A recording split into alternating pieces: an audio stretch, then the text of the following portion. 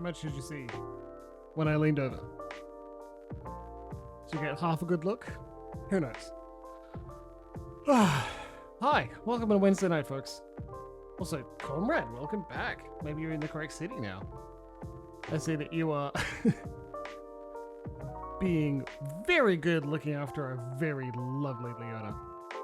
Making sure she's all tucked up and in that cuddle puddle we keep talking about. But we can't tease her too long about it, so we better follow through on that promise. I hope you'll be there. Hello and welcome to Wednesday. I needed to take an additional minute because, fuck man, since switching to the long-acting meds, I get so tired at about 5 o'clock. I crash. It's really tough, and I'm trying not to cope with extra coffee. So I wanted to go under an excellent advice. I was like, under excellent advice, it was suggested maybe half dose of a short acting. So I've done that, and we'll see if I perk out in about 15 minutes or so, which is almost necessary. I'm awake for long days, okay? It's funny, the psychiatrist is like, it should be enough to get you through 8 hours of a workday. And my only thought is like, dude, what about life? I don't really want to be awake for work. I want to be focused, so I don't feel like I'm about to lose my job due to lack of focus. But I want to be awake and cheery and happy when I'm able to do the things I want to enjoy, right? Not work. It's funny, they all say that the taper off of the long acting is supposed to be less intense. But like, Jesus, man. It's still there. It's pretty present. And thanks for the resub, comrade. Yeah, and like, I'm glad that you're welcome back, comrade. I totally hope that you are back in town. And the world is treating you well. And you had an excellent trip. Hard to tell. Yeah. Relatively normal day today, I'm afraid. I have no exciting or super interesting stories to tell. I guess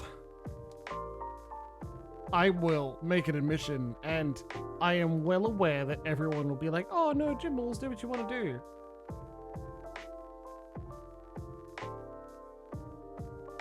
I've been daydreaming about Kingdom Hearts for at least a week. So I was like, oh, it's coffee talk this Wednesday. I was like, oh man, I kind of wish it was Kingdom Hearts. Yes, I know all of you are thinking and or typing and saying, hey, you should just play the game you want to play. Yeah, I am. I do also want to play Coffee Talk. It is a good game. It's just not my beloved tattooed on my chest game. When I went to extra effort to prove I'm not a fool in, like, that's worth it. That's funny.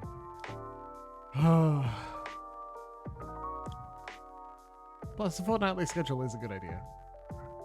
And remember, I want my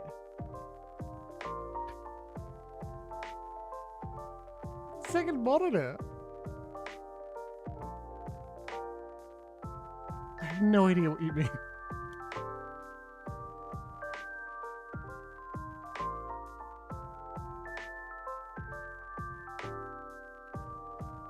Oh, I get it. No, I get it. No, I'm on the second monitor while you play games. No, that makes perfect sense. You should be doing that.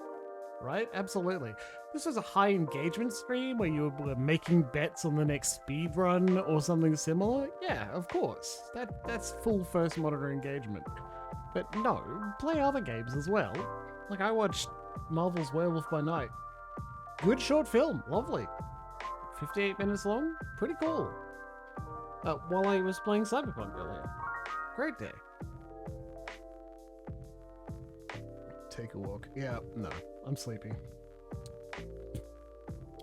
It's in space, huh? Now I'm curious. I should play Bear and Breakfast, given I have it and it looks cute.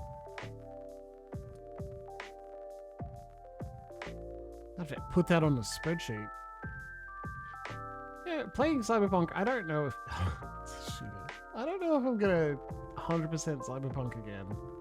I'm certainly gonna finish Phantom Liberty and then see if I wanted to, like, continue, because I'm still not sure. It's super, like, highly enjoyable.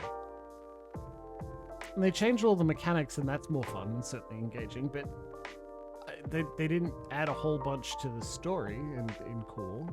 Do I want that? I don't know. Monitor is your phone, and you're in bed.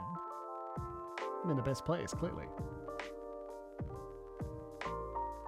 How often does that come up, Leona, though? Yeah. So yeah, I don't know. A little sleepy. Otherwise doing okay.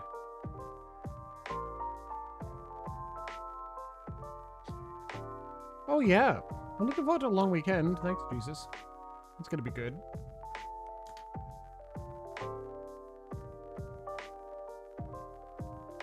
Phantom Liberty was a really good DLC. Nearly finished it. There have been a couple of times I'm like, oh, that quest turned more interesting than I expected. And the best content for The Witcher 3 was also in like Blood and Wine. So it's not surprising that once CD Projekt Red spends a bit more time working on something, they're like, oh, it's good now, or better. Yeah. I liked the things I was saying about Baldur's Gate on Monday night, and my opinions about Larian and that sort of thing. I stand by them, and I think they were relatively erudite and kind of good to take in your hands when you're thinking about it being a necessary or even important statement to take your toys and leave, take the lessons you've learned, and just go with that, right? Also, ta-da! We're this way through. 4 episodes or so, I'm hoping, okay, for Coffee Talk. It was on my list. Was really inspired by I was really inspired by like reading the novel to think, oh, I'd better hurry up and replay it. Because it's a good novel. No consequences? No coincidences? Yeah, it was a good novel, so I enjoyed it, and it makes me want to play more of it, so I did. Even though my list of games to play is long. I know I'm just stalling for the sake of it, but, you know, we can take a look at it.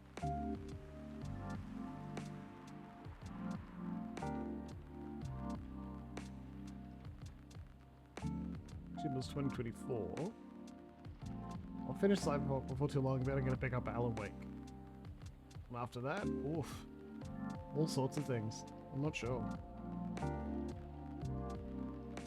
And I mean, we're finishing March, so it's worth keeping an eye on the games you finish and going, fuck man, where do I want to spend my time now? Yeah, more chat, exactly. It's not even more Splat.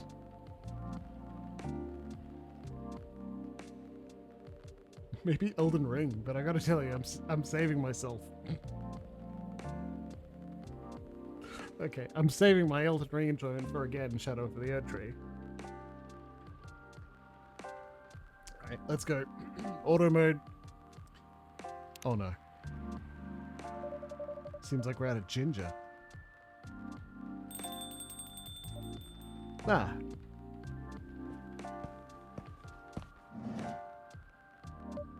Mr. Hyde, welcome. Hello, Jimbles. It's nice to see you again. How are you? Ah, well. I'm just here. How about you? You seem a little preoccupied? Right. Sorry about that.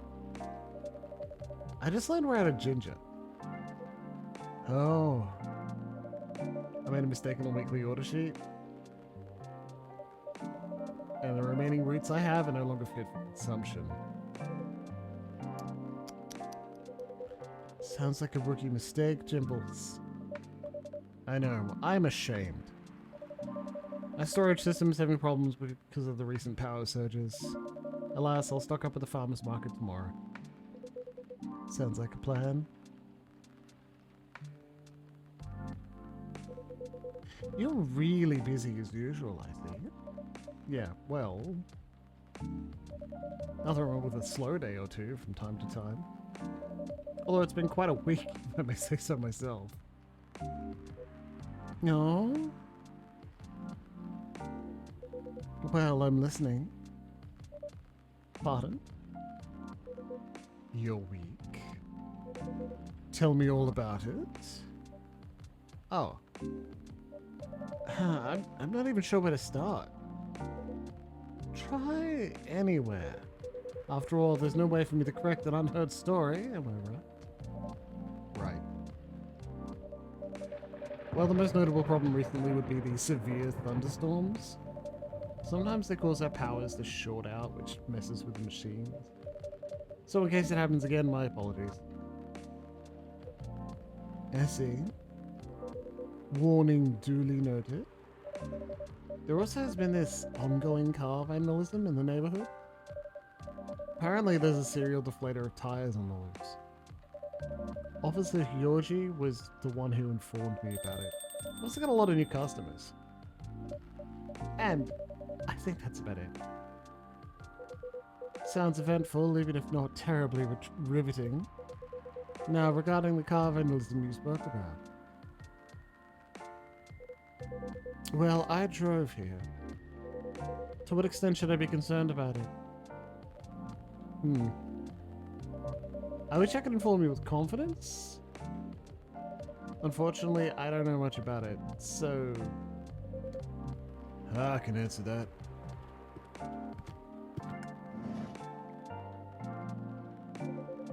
There's nothing to worry about. Your car's gonna be fine. Officer Georgie, welcome. Hey, Jimbles. I managed to track down and narrow down the Vandal's strike zone, you see. Because the culture seems to have a favorite spot. Really? Yeah, and it's nowhere near here. Miss Rihanna told me her car was affected as well, by the way. So? If she comes back, can you ask her where she was parked? Will do. Appreciate it. Anyway, my investigation is still ongoing, but I say this area is pretty safe. The trapdoor, so you can relax. I see. Anyway, good evening, y'all. Sorry for blocking the entryway earlier. I was finishing off my last cigarette. Because it's time to start a new one. Do you mind? Not at all. Mr. Hyde, meet Officer Georgie. He's in charge of the night patrols around here. Cheers. You mean, like, the trapdoor being a British claymation show? An occasional guest from Los Angeles. A friend of Mr. Garland. Nice. Ah.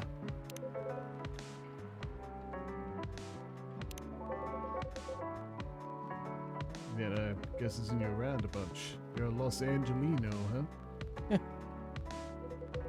Not for much longer, though. Oh? I'm in the process of finalizing my move back here with my modeling agency. That's wonderful news. You lived here before? Mm-hmm. For about 40 years. Why'd you move to LA then? Around 20 years ago? Right. Huh.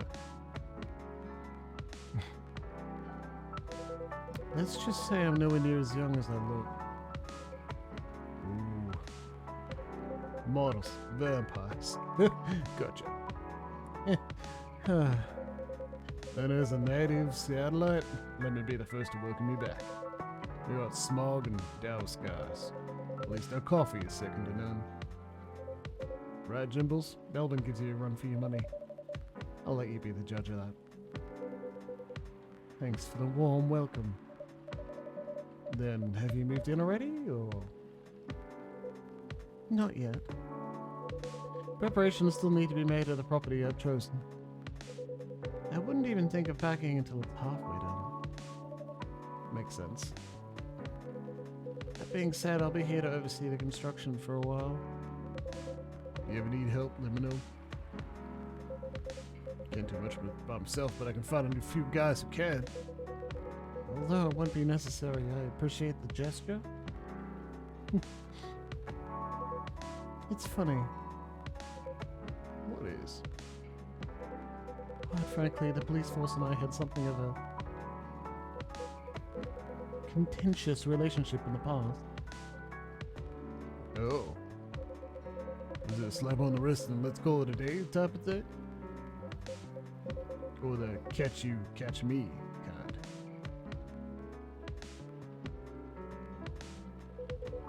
All I can say is live long enough, you'll try everything.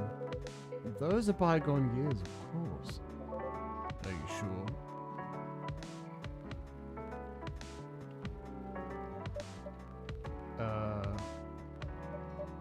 So, does anyone want something to drink? Of course.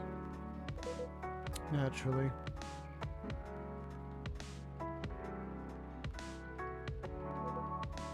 After you? Well, a public servant should put the citizens first. So, after you. How idealistic. But I insist. After all, I'm still considering my options. Well then, in that case, what will it be, officer? Just give me something nice, Jimbles. You alright? Yeah, not that great, honestly. What happened? Never mind that for now, I got a question for you. Did you by any chance see a lighter lying around? Oh. Yeah, I did. I have it with me. Whew, that's a relief. Okay, Jimbles, listen carefully. I need you to take this very, very seriously. Okay. I'll need that lighter back, okay? Okay. I mean it. I need it back. Or this streak of bad luck won't end. Pardon? Just talking to myself. Okay, yeah, I understand. Appreciate it.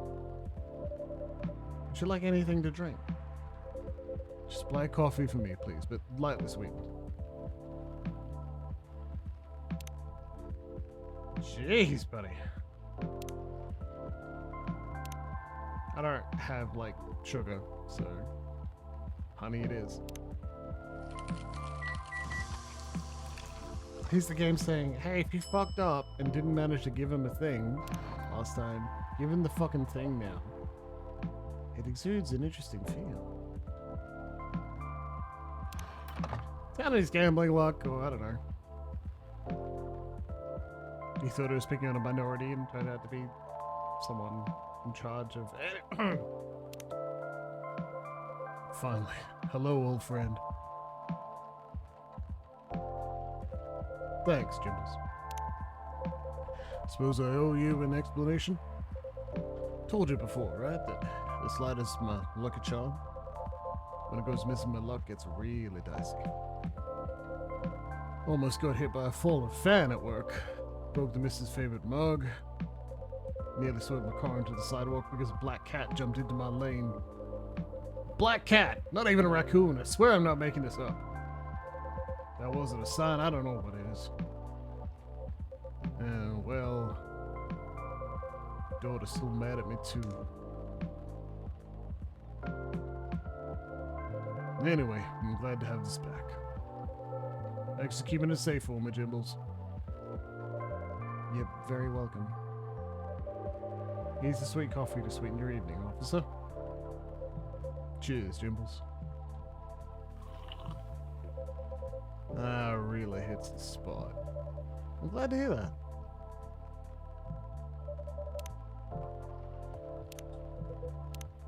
Ready to make your order? Not quite. Coffee, honey. Yeah, what a surprise.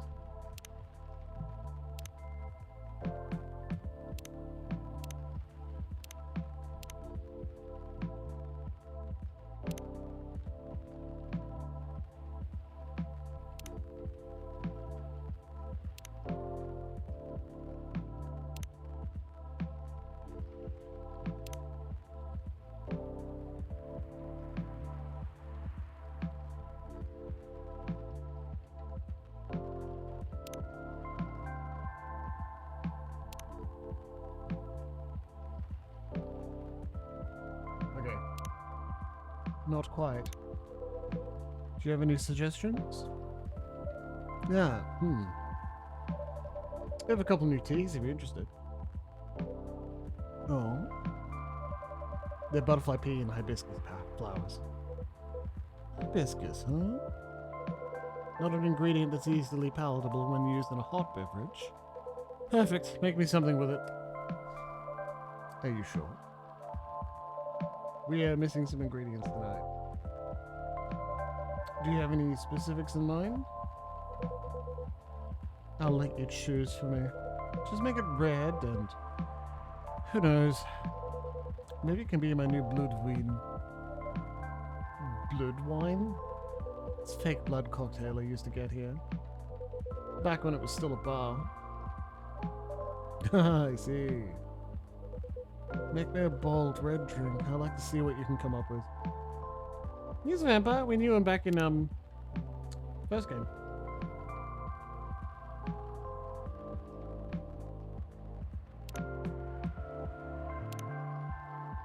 Hibiscus, cinnamon, lemon?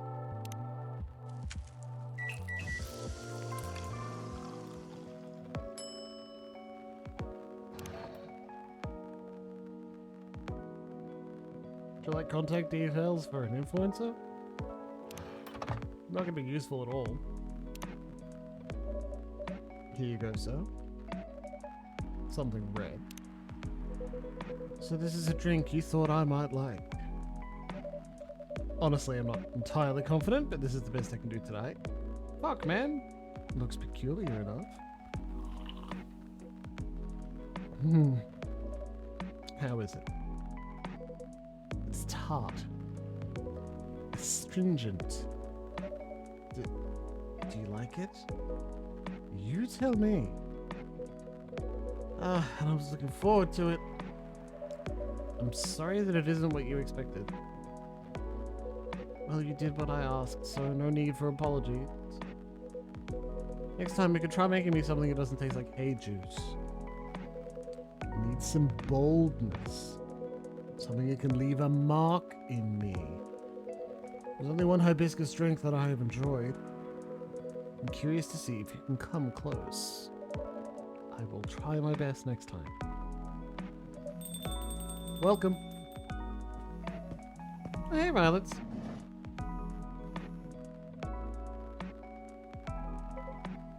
Hey, kid. Yeah, comrade, exactly. What a dick.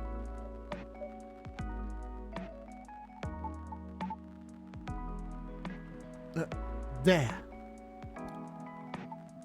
Damn. Oh. Oh, dang. Hello, Jimbles. Pops, nice to see you again. What's up? What's going on? What's going on with you? Me? Oh, well, nothing much. You know what? Let me move over there.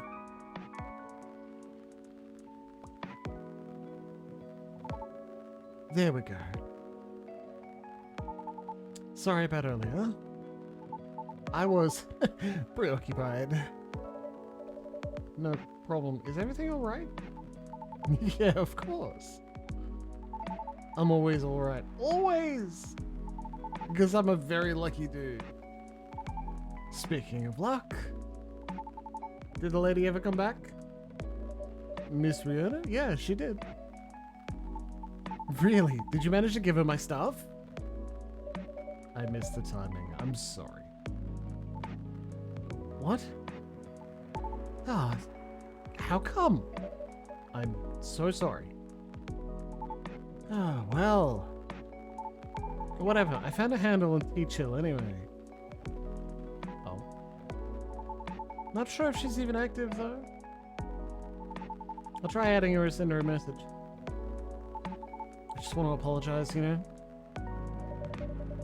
I'm really sorry for the trouble. Well, whatever, right? Anywho, it's nice to see you again, Pops. Likewise, kid. Hello to you too, sir? Hyde, it's Hyde.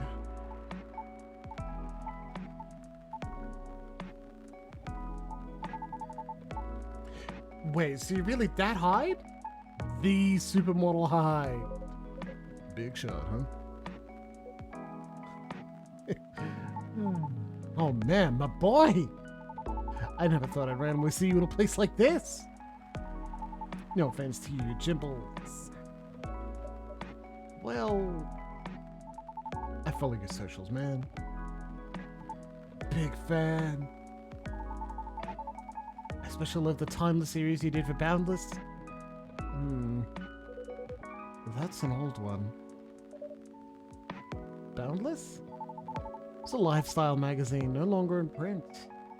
Because everything is online these days. What was the series about? It was a photo series I modeled for. A bit of avant-garde shoot. They were originally set to be displayed in a time travel themed showcase. Alas, the exhibition fell through. So they were rethemed and put in a magazine instead. Yeah, those were awesome. Huh. I liked how the series showed peak fashion through the times. Yet the designs were so contemporary. Timeless, even. Pun intended. I'd love to see that.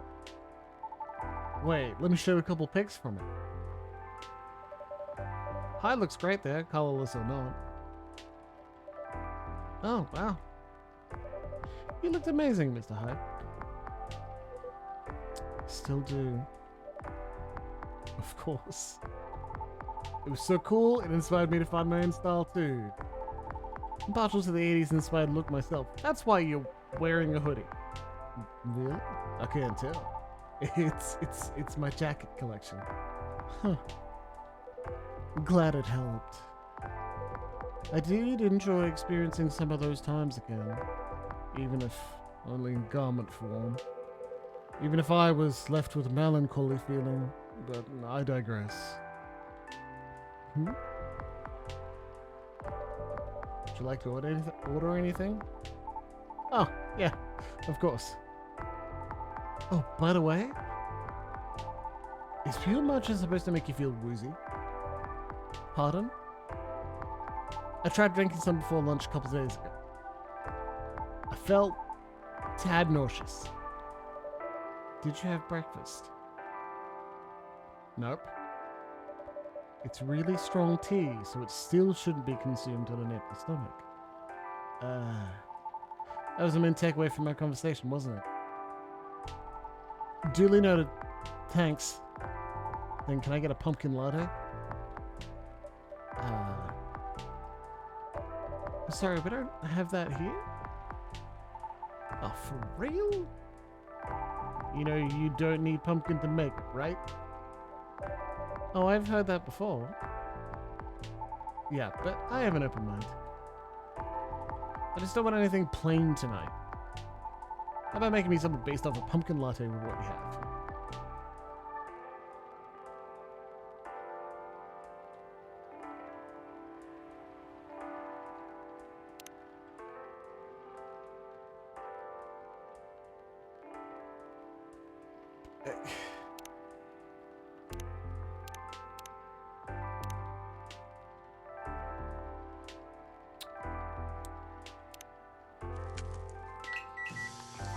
Wait, no.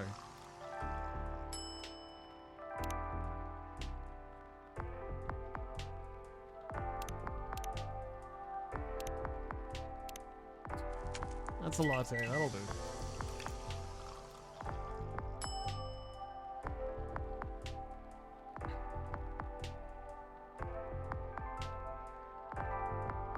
The hell's in a pumpkin spice?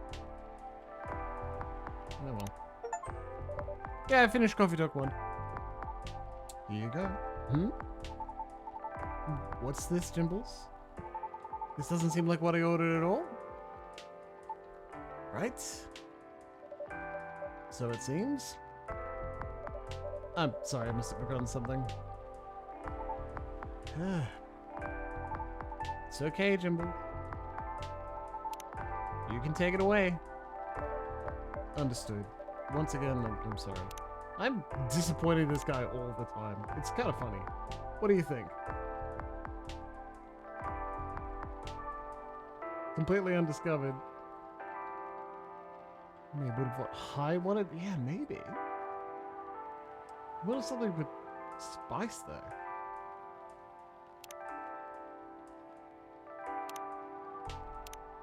Yeah, just don't know. Like, I liked Coffee Talk 1. It was enjoyable, short and sweet, you know? Coffee milk cinnamon. Really? Coffee milk cinnamon.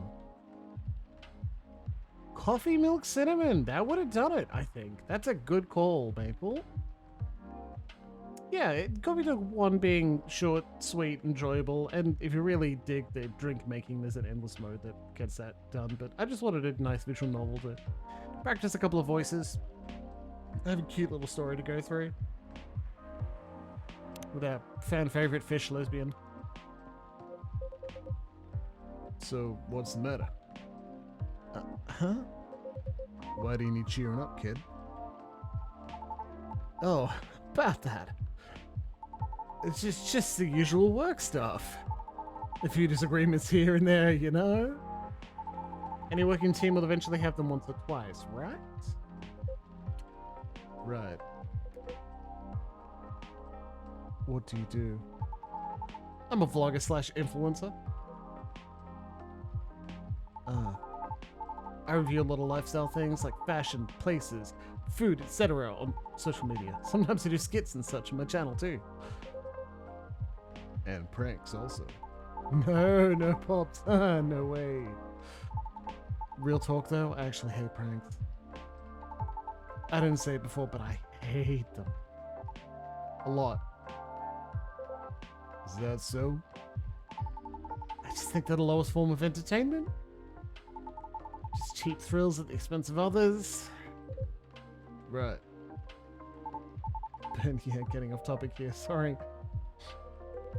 So, you're essentially the creator and host of your show. What does your team do? My team helps me edit, secure sponsors, and massively boost the production quality. They're great. I owe them lots. Do you think you're doing well? Yeah, I mean, I think so. We get by pretty well. I currently reside in LA. For real? I did too before I moved here. Why did you move? Why I moved? I mean, because I hated it there? Not a crap on where you live, sir. I just think LA is not for me. No offense taken. Why did you hate it there? It's a long and stupid story. Trust me, you don't want to hear it. Anyway, sorry for the tangent. You were saying? I've been noticing an influx of newcomers there. They're loud, young, and brazen. Just like you. Yeah? The fact that you're able to make something of yourself out of such mundane nonsense. I'd say you're doing pretty well. So what's the issue? Well, I've talked about my channel situation here before, right? Yeah, you said your views were dwindling. Calling it dwindling might be a bit overkill, but yeah. Hey, Hermit. So my team and I are trying to figure out what to do. Trying to keep the show fresh, you know? Truthfully, though, I've been wanting to change the show's direction for a while now. I even promised myself last year, once I got a certain number of viewers, I was just gonna do it. Was? Well, I've always wanted to do a talent showcase segment, you know? So I can help elevate others, like me. Then once again I ask you, what is the issue? My team thinks my segment idea is too risky. Don't fix what's not broken, they said. They just want me to improve what I've been doing. And you agree? I mean, they're not wrong. The risk is real. After all, I'm not responsible only for myself. I've got a whole team depending on me now. That's why I'm trying to find a compromise. At least until we become so big that any slight changes won't affect us as much. Will the world wait for you, though, I wonder? Huh? Will the world wait for you to be ready? Have you ever asked yourself that? You see, making choices is always a matter of priority. As you grow, your stake increases along with your responsibilities. As such, your excuses will continue to pile up. But given the pace at which you're going right now, I see your idealistic dream is unlikely to be realized. However, if it's enough for you to just have good intentions, well, that's another story.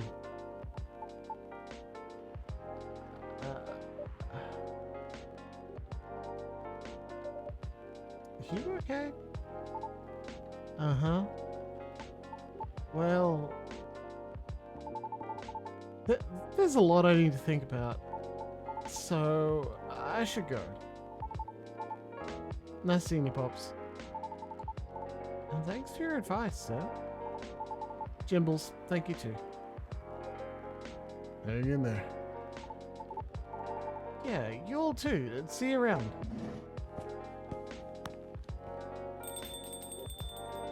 Well, I've stayed too long already. Before he goes, better go do my work now. Don't want to get my pay docked, you see. Just take a look at how much bigger Hyde is compared to your Jeep. It's fucking huge. I've been just like narrating the whole time. Also, hey, Soy Dreamy, I'm glad you're here. We're generally a chill channel. Especially these coffee talk sessions. It's a long time for you to chat amongst yourselves and just chill out with me as your second monitor entertainment bit.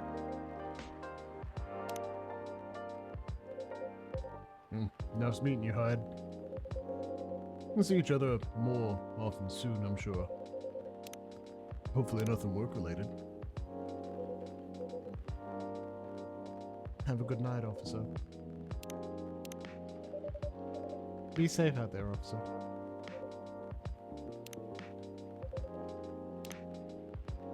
Until next time. You have? Oh no! Suppose I should leave as well. I'll be back before long, though. Is it because of Space Bears? Please do.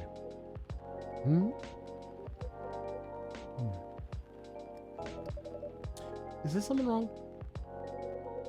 Looks like the officer forgot his lighter again. Seems our officer accidentally drops it again. Yeah, that's my bit, buddy. Honestly, if you want to take it from me, I'm not letting you. It sucks. Oh, what a curse. Oh no, you're right. Cleric, I'll keep it for him. Thank you. Alright then. Have a good evening yourself, Jimbles. Safe trip out there, Mr. Hyde.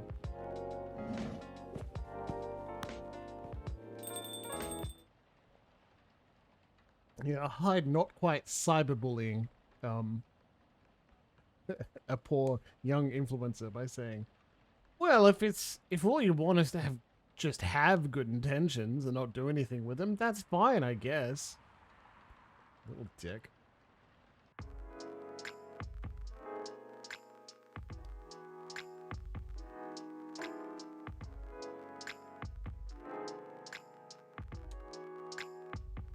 I can only assume you're off having a paid dinner again. Intermediate werewolves may share common ancestry, archaeologists say. Lionfish invasion decreased. A successful trial? Wait. Intermediate werewolves may share common ancestry, archaeologists say. Lionfish invasion decreased. A successful trial? Countries to block foreign entry amidst unknown livestock bacterial infection. Remember to start your day with the Evening Whispers. You're welcome. Something missing from the drawer. Did I misplace it? Looks like bad weather again tonight. Let's hope it doesn't bring bad tidings. I don't know. I think it's a very nice color scheme. Well, I think it's lacking something. Hey, Luxie. It's too dainty. Dainty? What would you like then? Red, black, and purple? That wouldn't be the worst. Oh. Okay then, why not? But you have to commit to it. No takebacks this time. Babe. I don't know. Maybe. Let's take a break from the topic. I only have time for a quick drink before I go back to work. It's not like we're gonna decide now anyway.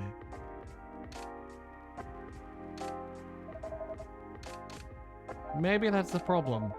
How are we supposed to plan this wedding if we keep postponing every choice we need to make?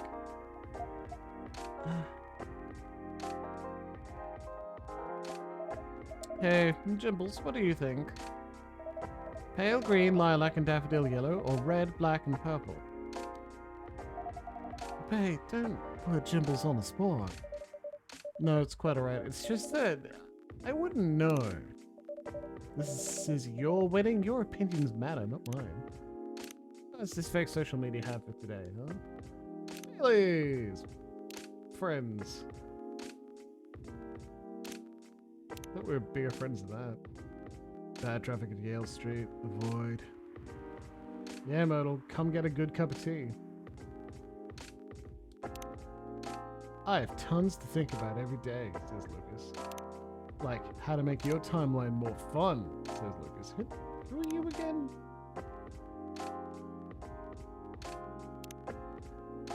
Oh, that fucking guy.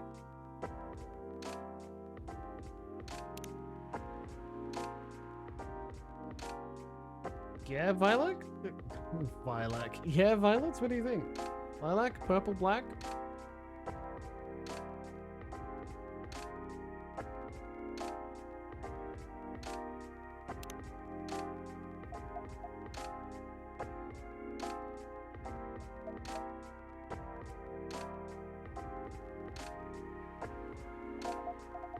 Trouble is, we don't know what our opinions are. And when we think we do, we change our mind. It's like the centerpieces. Oh, please, can we not talk about this now? I really thought we agreed on the cute cottagecore ones. The ones you spotted on Tomodachi. I mean, they were your pick in the first place. They were, but they were also too expensive. We have to be realistic. But weddings in general are expensive.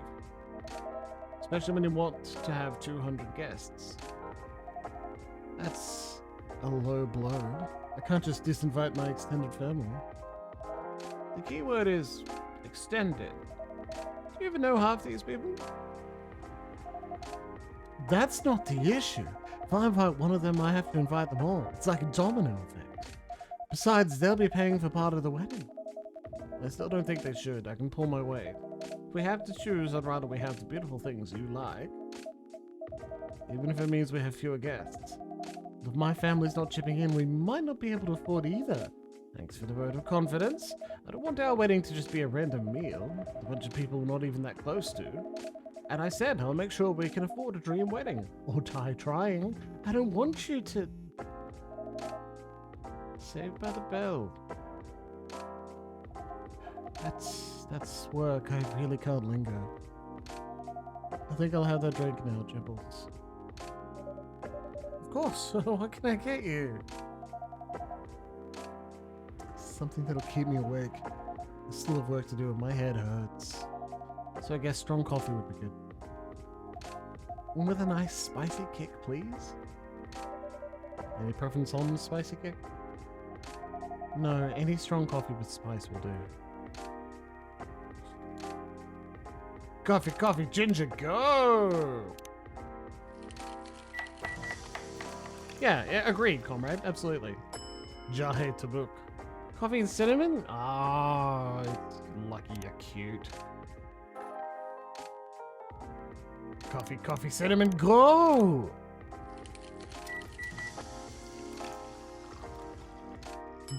Oh, no, we're going with the jingle beans. Baby, we're going with the jingle beans. Here's the jingle beans for the lady. I'll give my beans a jingle for her. Oh, that's lovely. Perfect. I can feel myself relaxing already.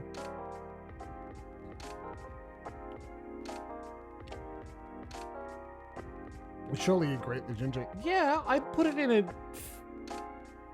Here I am back on my bullshit. I put it in a French press and let it infuse for slightly longer than normal and then filter it out like that so you still have clean brew, right? Cardamom, it isn't so far and I don't expect it to be added. And yeah, it would be great, that's for sure. Couldn't be me fancy wedding on your girl's family dime. Yeah, fancy wedding on the family dime. You'd love that. And if there are lots of people, great, ignore some of them, it happens.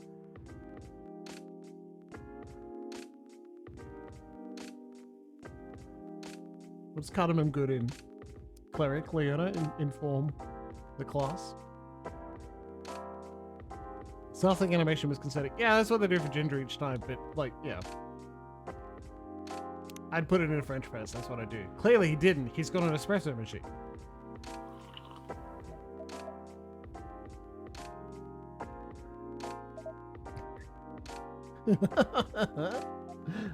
What? You're weird. That thing doesn't smell relaxing at all to me. You're weird. I guess we're both weird. Alright. I've added a little cardamom to coffee before, it's nice. That we are. My lovely weirdo. My perfect misfit.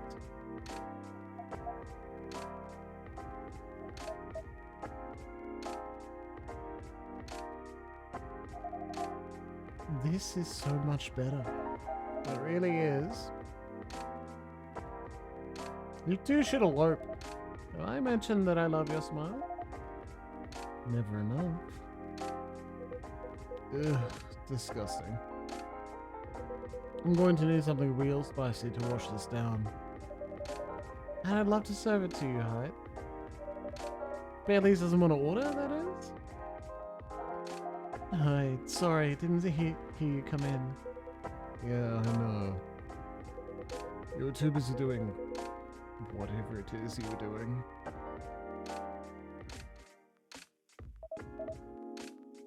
Hey, Hyde. Go ahead, get yourself a drink. I can wait. I'll stick here for a while anyway until Lua properly gets off work. Alright then. Do you hear me, Jimbles? Spicy is the name of the game. Any preferences on the spice or the base? Nope, just make sure it's got a spicy kick of something, and then double it.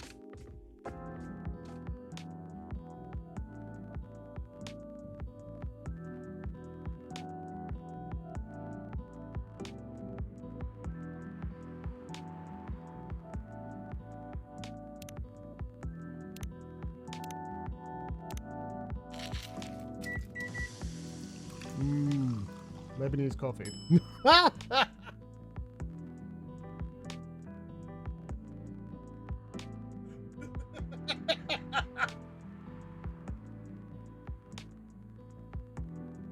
Grinch. Here you go. There should be plenty of spice in this. It does smell like it. And taste like it. Well done, Jimbles. This is the kick I needed. I'm glad. Alright, back to the lovebirds here. Your family troubles have sorted themselves out, yeah? Still on the marriage track? Yeah, we are. We definitely are. Yeah. All right. I will add some cardamom to next big pot, which I'll probably make sometime soon, likely tomorrow. I'll make a big pot, fill my thermos before I head out to an appointment, come back, get some more comfort coffee. That'll be nice. I'd love to feed Hydgar. Like, he's a bit of a dick, right? Depending if, like, he's allergic to it or if it's just, like, over-dramatized. How dare you? Well, we'll see, right? I definitely wouldn't feed someone who is allergic to that substance. I definitely wouldn't feed someone the substance they're allergic to. I've never done that, and certainly wouldn't repeat it again. Even if it's nuts.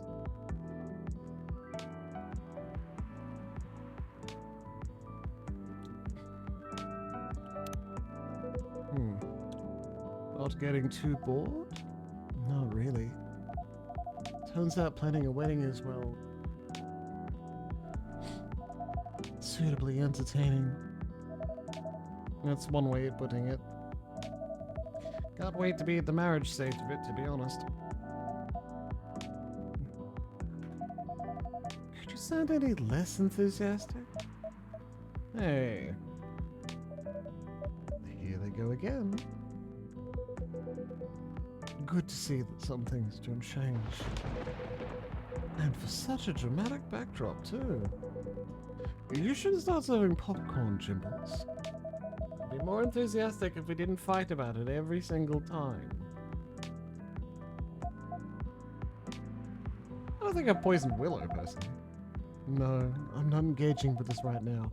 I've got to go to work anyway. Right. And I'm going to have a drink. Bye, Jimbles. Bye, hi.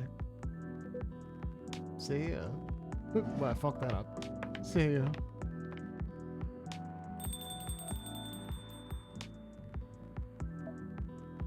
Ugh. Oh, what can I make you, Mr. Bayless? I think something warm, sweet, and comforting, please. A hot chocolate, perhaps? Yes, chocolate with honey and milk would work. Well, that's fucking easy. God, if everyone was this easy, it'd be great. Chocolate, honey, milk. Baby, let's go.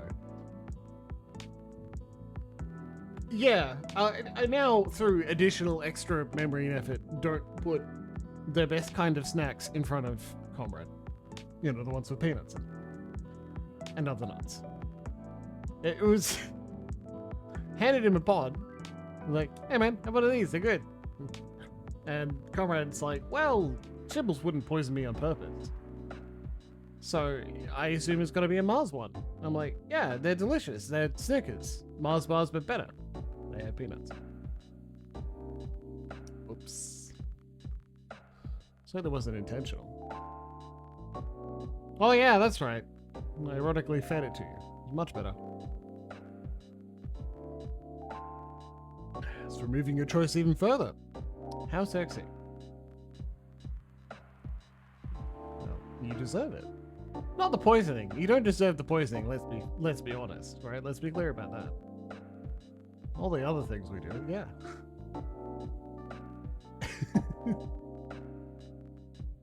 It's a little bit like being handed an intoxicating drug. There you go. Enjoy yourself a little bit. I'm gonna make your body do something and it'll feel great. Except this one, it feels terrible. And the thing I'm making it do is try to kill you. Honestly, it's a plot point in an erotic novel. How very hysterical.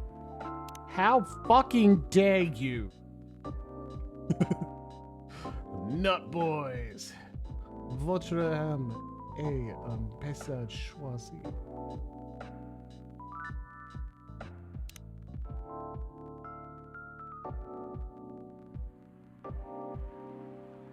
Which you can see how cute I am as a kitten, like by Just Gala. Gala!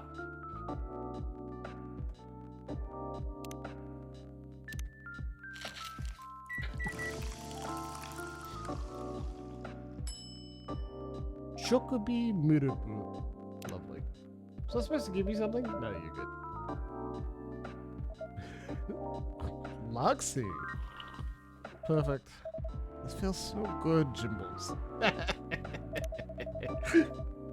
Ah, that's not the first time I've heard that. Feels a lot to me that you're always looking out for us, Jimbles. Same! Yeah, I hear that a lot too. On a miserable night like this, it's heartwarming. But of course, you're a valued customer.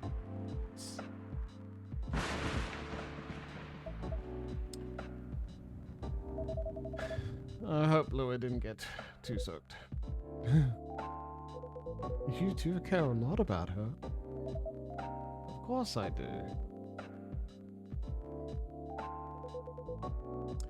Then why all the fighting? You tell me. You're right, Conrad. This wedding is bringing out the worst in us. Since we sorted out the situation with my family. You mean since you cut them off? Yes, since I stopped talking to their judgmental faces. Loa and I haven't fought about anything. Until now. Every time we try to organize this thing, it's like we become different people.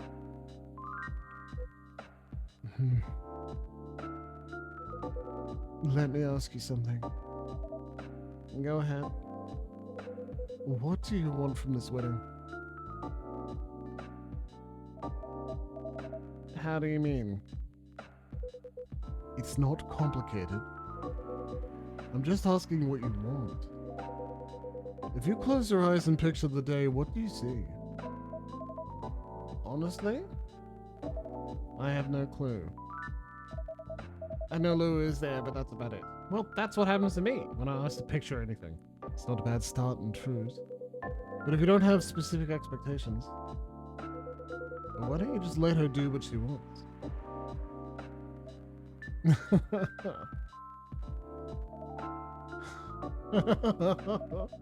You make it sound so easy. I want her to have what she wants. That's exactly what I've been trying to achieve. I've been picking up on everything she's liking in Tomodachi. Every wedding picture she's pinning online. All the places she finds cool, all the fashion designers she follows. She deserves to have all that, to have a special day. But every time I make a suggestion, she won't hear of it. She says it's too much, too expensive, too this, too that. Is it too much, too expensive? That's not the point. I don't want her to have a shabby wedding. Just because I'm estranged from my family. I want her to have what she wants, what she deserves. A proper princess wedding.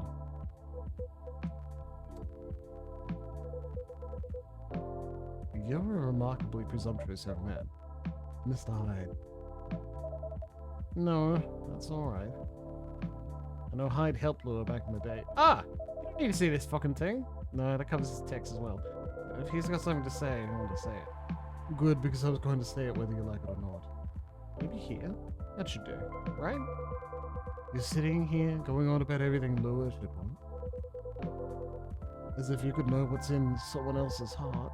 Even when you love someone. No. Especially when you love someone. You should never presume to know what they need. Lua is the only one who can tell what Lua wants.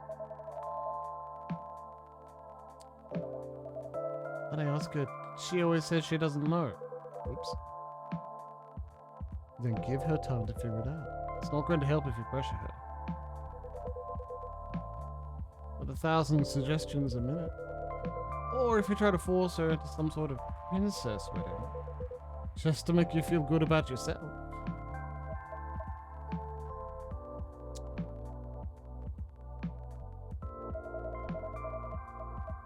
Well, what if it takes so long that we reach old age? And we're still not married? If you reach old age and you're still together, married or not, I think that counts as a win. And since we're talking about taking some time, you should also use that time to figure out what you want. Otherwise, the best you'll get is a wedding. Based on your skewed idea of what Louis' wedding should be. That sounds pretty sad to me.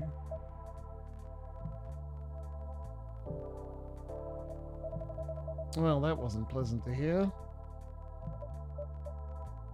Bailey's. But it also wasn't wrong. Give it time and figure out what I want, huh? Sounds so simple. Should have thought about that before, I guess. You're not bad at this tough love thing, are you, Hyde?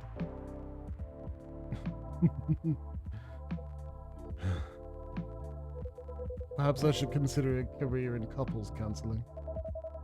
That doesn't sound nearly as much fun as modeling. Doesn't it? Modeling gets old after a while. Thought you were having a good time in LA. I was. Until I wasn't. I'm moving to Seattle, in fact. I kept my contract with the agency just in case. But there aren't many modeling jobs to be had here. Really? What are you going to do then? Go back to my mafia dwarf buddies, of course.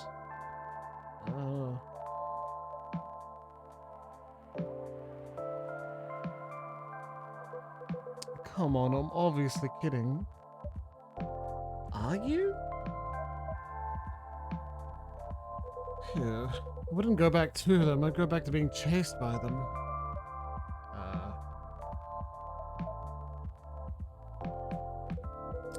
Besides, I checked in on them, and everyone I used to find entertaining has retired now.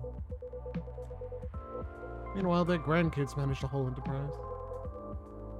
Like it's some sort of startup. Oh, shit! Are we seriously talking about the Mafia right now? That's for me to know. And for you to wonder about. Her name is Lua. It's Kahlua. She's Kahlua. They're Kahlua and Bailey's. Fuck, comrade, that's brilliant. You're in your face with her brand. That's fucking great. That's pretty great. Good job, everybody. Is it? I think it's good. See, Violets, I bet you could actually fucking find this thing. And honestly, I'd love it. That would be great. White shirt, red interior on collar and cuffs. Yeah, I'd wear that. Down to here? Absolutely. Yes, fucking please. Find it for me. If it's not extravagantly expensive, I'd definitely do it.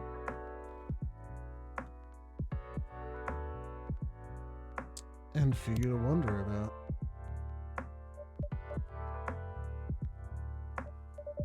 Mr. Hyde likes to play a little.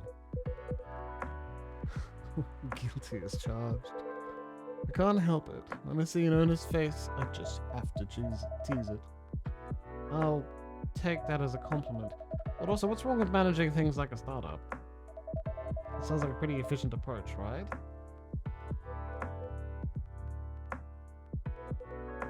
You young people. Impatient in business like you're impatient in love. Efficiency isn't everything. Agreed.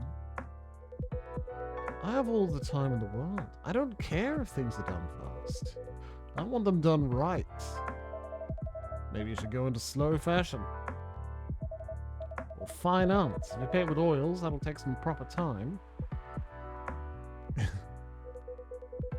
Fine arts were the first thing I got good at a few centuries ago, but my style isn't trendy nowadays. Too much chiaroscuro lighting.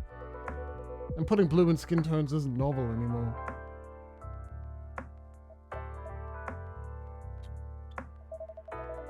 If you're insinuating that you're Rembrandt... Shh. If my mafia buddies find out, I'll be in trouble. You're always joking around, Hyde. But for all that you don't sugarcoat your advice, you're a pretty great listener. I hope you also have people who listen to you. I'm moving here to be closer to them. What was that? Nothing. I believe your phone's ringing. Oh, it's Lua. She's done with work for the day, finally. In a hurry to leave, Mr. Baileys? No, not at all. But I am looking forward to going home. And keeping bickering? No, I don't think so. I had an epiphany just now. Must be something in the drink. I'm going to leave the topic alone for a little while. Good elf. Enjoy your night then. I think I will. Thanks, Hyde. And thanks, Jimbles. Of course. Have a good night, Mr. Baileys.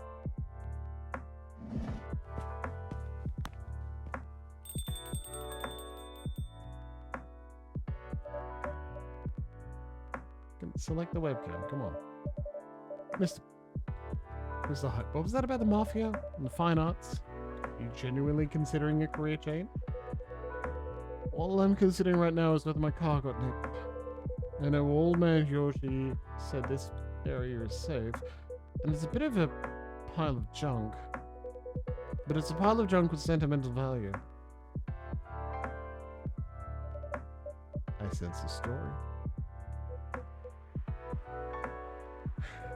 It's quite a story indeed. But I'll make it short because it's getting pretty late. I got this car many moons ago back when Carla was my bodyguard. I had been stuck in Seattle for a while, working day in and day out. At some point I decided I needed a proper break. But, you know Carla is a bit of a stickler for the rules. There was no way I could have a night out in the middle of a big job, not on his watch. So you slipped his watch. You know me well, Jimbles. Some friends and I, we decided to get together. I was to provide the ride, they provided the entertainment. I did the usual thing, I waited until Gala was sound asleep. Then I left a pile of pillows under the duvet, hide-shaped. And I snuck out of the hotel room. There was only one problem. Gala was my chauffeur as well. He had your car keys. He had my car keys. And I wasn't about to poke the bear wolf.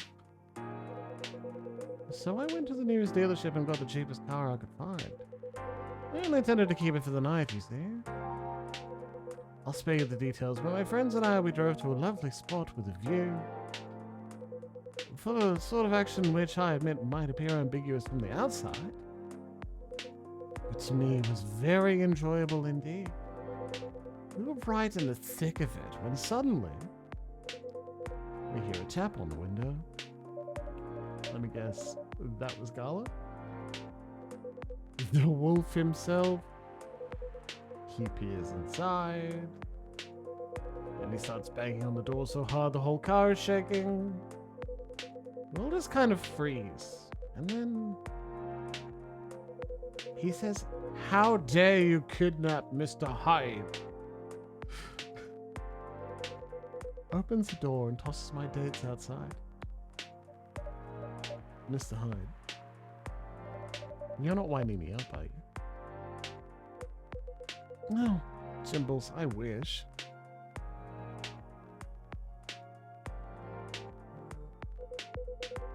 I'm sorry, it still sends me into a fit just to think about it. He princess carried me out of the car, if you can believe that. That's a conscientious bodyguard if I ever heard of one. Right? Truly earning his yearly bonus. I didn't even have the chance to explain the situation. At least not until he removed my gag. Gala acted like he was angry, but in reality he was mortified. If not as mortified as my dates, whom I had to pick out of the grass. Poor Gala. Jimbles, I see where your allegiance lies. Personally, I say poor me. I never saw those lovely friends again after that fiasco. But I couldn't be angry at Gala even then. In fact, I found his chivalry rather charming. He didn't seem to find my antics quite as charming, though. He had woken up, hadn't found me, and was already suspecting the worst. And that was before he discovered me in a strange car in the middle of nowhere, in a compromising position. He was truly terrified on my account, so he stopped talking to me for a few weeks. That doesn't sound unfair. I suppose it wasn't. He also wouldn't give me my car keys back. I got stuck with this old thing you can see outside. And the worst of it is, if you can believe it, I decided as a grand gesture to chauffeur him around in it. He stopped sulking really quickly after that. I suspect he wasn't a huge fan of my driving. Anyhow, I decided to keep the car in the end for whatever reason.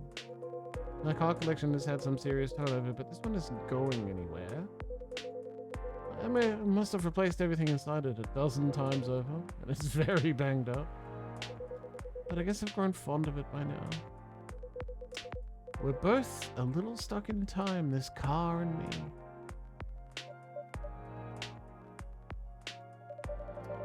You're rather more sentimental than I thought, Mr. Hyde. Sentimental, hmm? That's what you took away from that story. But I suppose you're right. Good thing it's only us here. I can plausibly deny this conversation ever took place. Still, the rain has stopped and this is my cue to go. Before I lose all my remaining cred. I hope the car is safe and sound. So do I. And Jimbles? Yeah?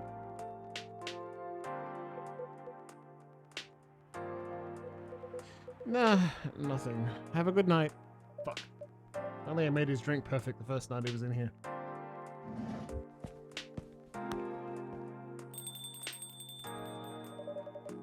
And safe journey home. Blue Marshmallow, a comforting herbal tea that soothes the spirit of upset children and stumped grown-ups alike.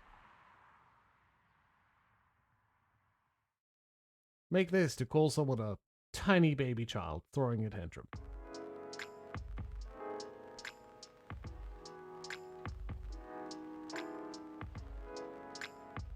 Monday, September 25th, 2023.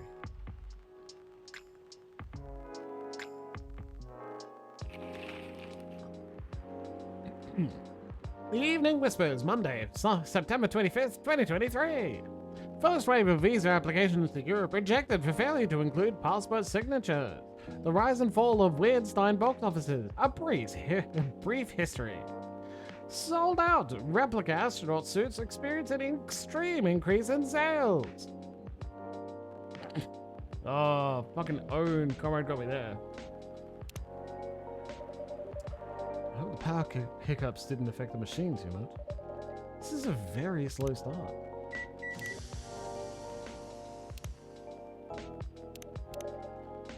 Ah, there we go. Right in the nick of time.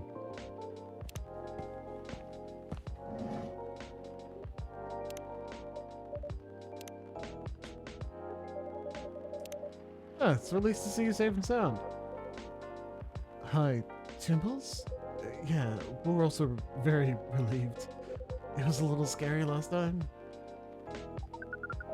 We analyzed the events of the evening and found them 31.245% frightening and something.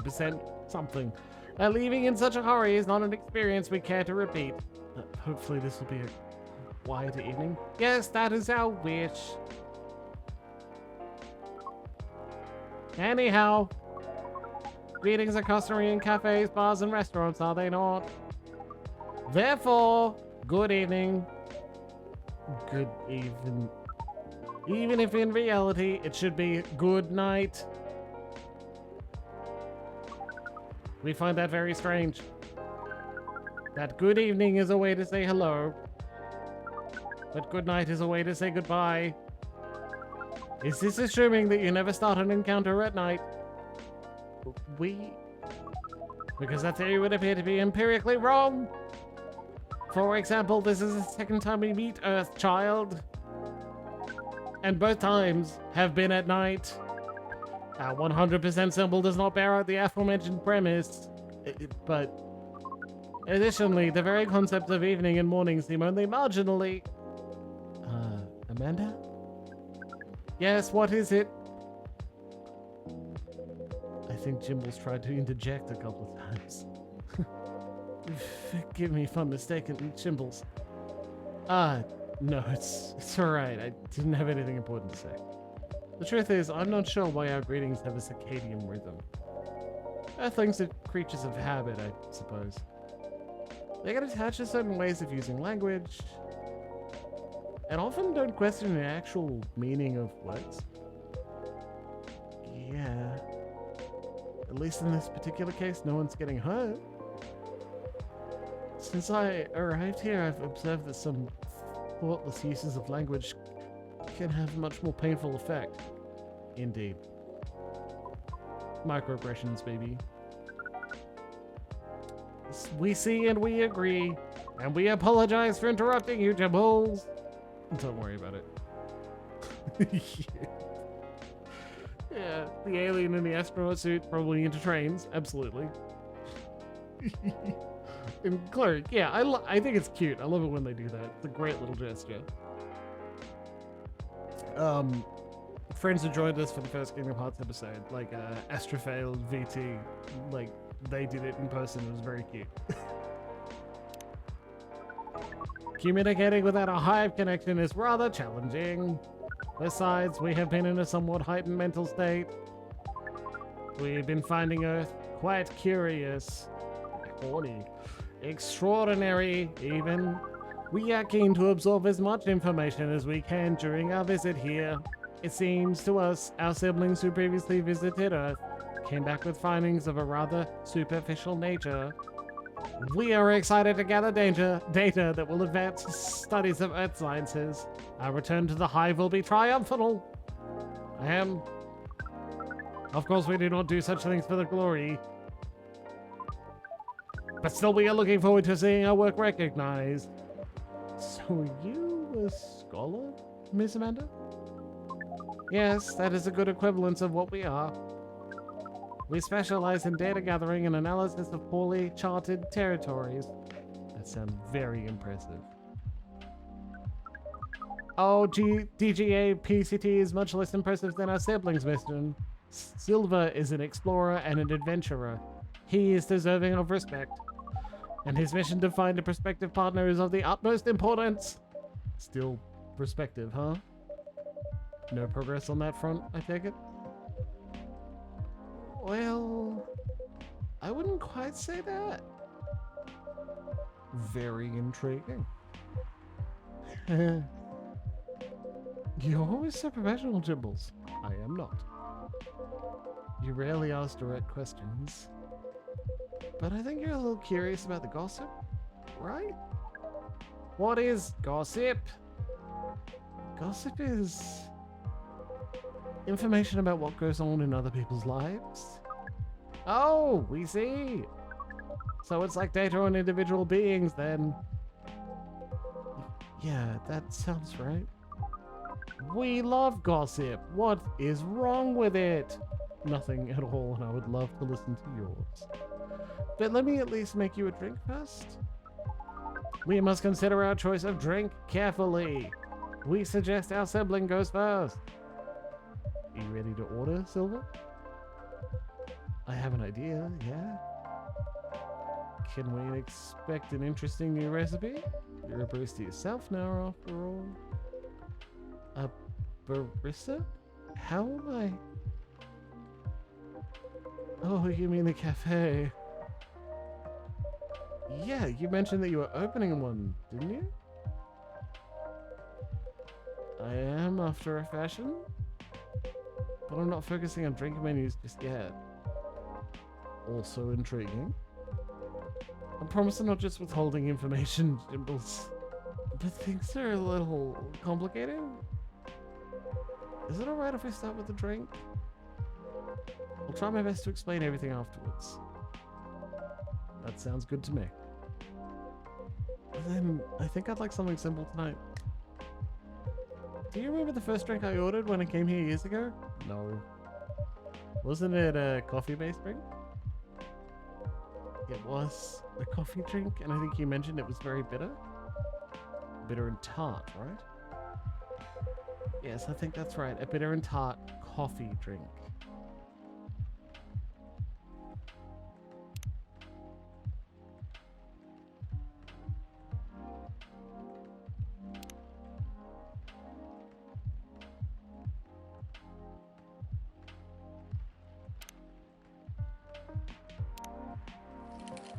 Coffee, coffee, lemon. Black lemon. Yeah, let's go. That sounds good. Here's a black lemon for you, Silver. This definitely looks like what I had in mind. Fuck yeah. And it tastes interesting. It's very minimal, yet strong. Very enjoyable. I think I might prefer sweeter things, but I'm glad I tried this one.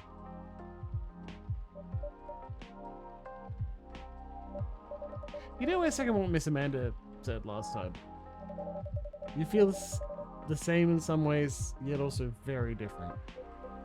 I don't know. I do think that everyone keeps changing all the time. Maybe we feel like our personalities make sense because we see ourselves in hindsight, when the truth is we make ourselves up as we go along. Is that an insightful theory? That is an insightful theory, Silver. You have a way with words. You used to be a rather youthful and innocent part of the hive. Well, I have had to learn and adapt here. It has been a couple of years after all. But despite all that, and considering what I said about the people changing all the time, I don't think I've changed all that much. In fact, it's as if I've been becoming a little more me every day. Just revealing myself. Speaking of that, we meant to ask, how did you choose this specific Earthling appearance over another? Our observation is that Earthlings come in a great many varieties, with a near infinity of combinations. Did you run a random number generation algorithm? No, it wasn't random at all. Even if at first it wasn't a conscious process, I chose the way I look because it felt true to who I am. When I first started coming to this cafe, I had a hard time understanding this world and its rules, but there were already some things I could relate to. Some things that felt familiar. Like Hyde's eyes that always see beyond the surface. Or Gala's outfit, which is a sign of kindness and trust. I borrowed those traits from them without even realizing. You took inspiration from them. Yeah, our species seems to have the ability to do that. But Gala's fashion I couldn't keep after all. It came with responsibilities. People stop me all the time to ask me for medical advice. I can see how that would be problematic. Yeah, but then I found this fictional universe. All the stories take place in the stars. Yeah, Leona. So I changed my outfit to imitate theirs. And at some point it all came together. One morning I saw myself in the mirror and I felt right. Like the way I looked matched who I was. It made me feel at peace. So although I look different now from when we first met, and although I've learned the ways of this world a bit and have grown a bit, in many ways I still feel the same. Different but same. Yeah, different but same. It makes sense to us. It really does. Oh, is this Laurel? No, this is from Pearl. Still no news from Midge. We think the odds are now 84,308% that she is phantoming you. Do you mean ghosting? We mean phantoming, as in when you think you hear a sound, but your ears are merely playing a trick on you. We thought we had established a hive connection with Midge. but it was only a phantom sound after all. Anyhow, what is Pearl saying? That her calendar might clear up soon if I want to meet up? Ooh, Silver! Sounds like things are going very well indeed. I think it may be time I tell you a little bit about this. But we wish to order a drink as well! Oh, of course, I'm so sorry. Go ahead, Amanda.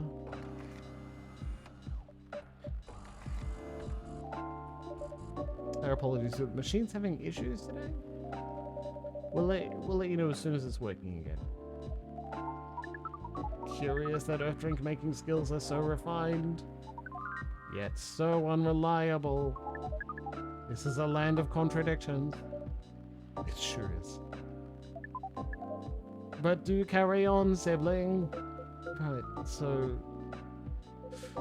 I've been relying on Amanda to help me with the online part of online dating, and it's been working really well. On average, there have also been some small issues. Earthlings are strange. Online dating has a reputation for emphasizing that, yes. Some Earthlings express their interest, but when you say hello, they never answer back. While in real life, saying hello is a starter for 99.845% of conversations, it seems that online more humorous or breeding-oriented openers are favored. However, if an opener is entirely horned, it is considered out of bounds and angrily dismissed. Horned? Yes, that is when prospective partners send you close-up pictures of their horns. People do that? Oh yeah. I think it would be fine after a bit of conversation. If we get into the mood and they ask me first, I'd probably say yes. Horns can be really pretty, you know? But it feels very strange when that's the first thing they do. Before they even write a single word. I can imagine. And then sometimes Earthlings express interest. But after reading a joke that is statistically funny 99.8908% of the time, they answer with a sad face and block communications. Funny for you? 99% of the time? Yes?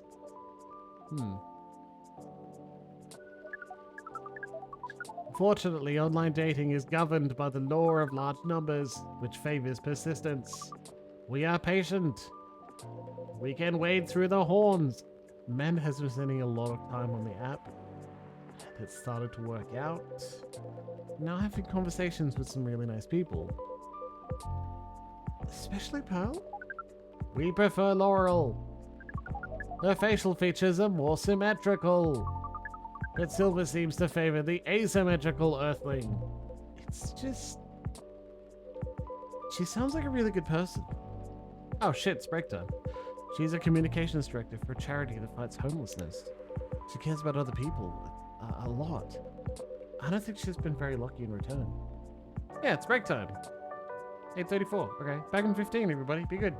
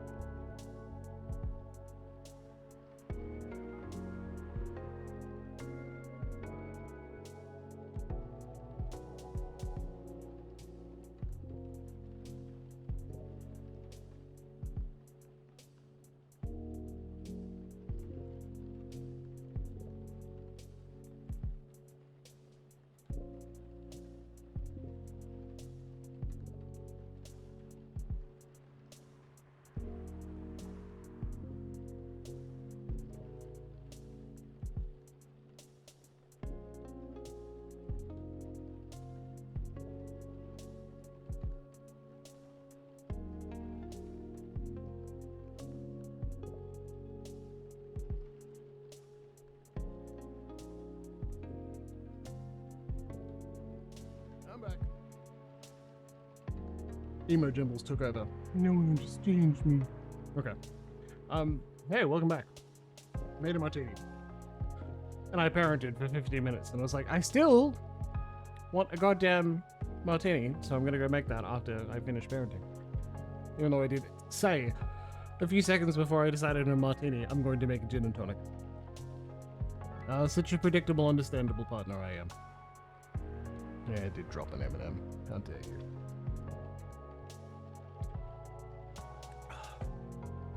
God, I love martinis. Anyway, sleep well, Leona. I hope your pent-up roommate manages to get some sort of relief. Whose bed is Leona going to? I don't think she's been lucky in return. But she's very funny and curious of everything, and her smile. Please desist. We sense your hormones boiling. She's the person you might be getting a date with. I really hope so.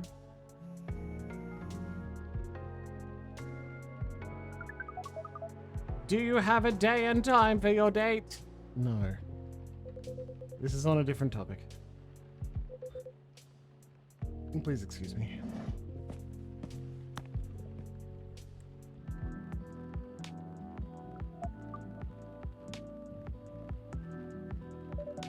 So I take it you've been enjoying your time on Earth, Miss Amanda? Or not? No, we have been enjoying it. But we also see the limits of it. How do you mean? We are a hive mind. A hive mind knows no boundaries or limitations. We share all our thoughts and desires. It is not difficult for us to connect. We are born connected. But Earthlings are guarded. They have complex emotions. And they have no means of truly knowing what anyone else feels. That makes them afraid of judgment and of hurt. It must be very difficult and painful for them to connect deeply. There is so much that they must let go of first. We cannot live like that. You said that online networks were like a hive. Like a hive, not a true hive. A true hive requires honesty and directness, as well as a desire to deeply understand others. I see. You don't think you could ever adapt the way Silver has? Silver is different. Even when he was part of us, we could sense him looking outwards. That is why he has become such an amazing explorer. And that is why he made the effort to learn Earthling's codes and behaviors. He did not just want to understand. He wanted to experience. We are not like him. We like to seek knowledge on what is different from us.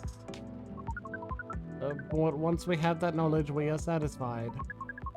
Uncovering it and bringing it back is what makes us happy.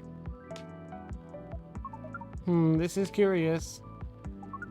It seems we are picking up some Earthling instincts after all. It is a good thing that our data readings here should soon be complete. And Silver's on his way to getting a date. It would appear so.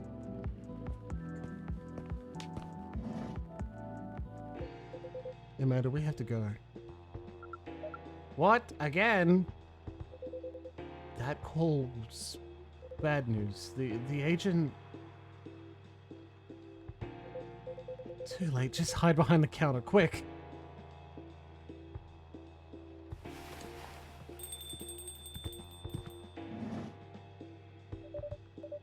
Good evening, Mr. Agent.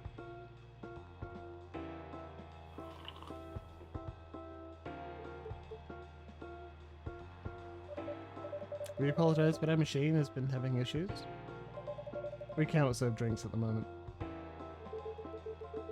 You know very well I'm not here for drinks. I'd rather not involve any more civilians in this though. Oh, do you need me? I'm sorry, but can't whatever this is wait for another night? I haven't finished my drink yet, and it looks like rain again outside.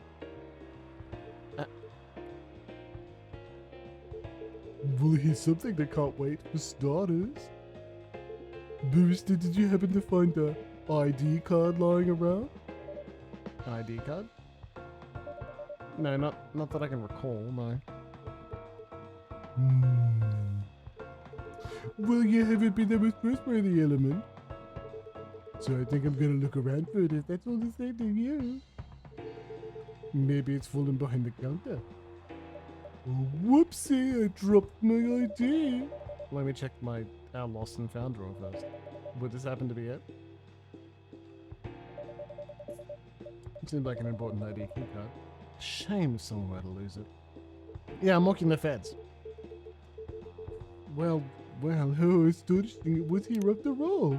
Sounds like my suspicions went entirely wrong, were they? It was an honest mistake. Yeah, this is a border control agent. I'm not gonna be a fan.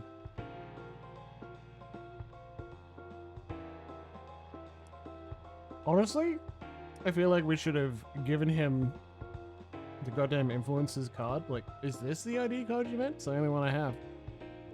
Honest mistake. Before you make another honest mistake. Shit, do you think I should have given it to Silver? That would have worked. I'd like you to remember that I'm good at my job. That sounds like a very impressive job to have. What is it that you're doing exactly? Oh, they told me to lick the floor. We uncover illegal aliens and extradite them, which is why I've been coming here in the first place. We keep getting tips that there have been alien sightings around this cafe, and I believe everything someone says to me. Have you noticed anything out of the ordinary, young man? Can't say that I have. I don't come here all that often.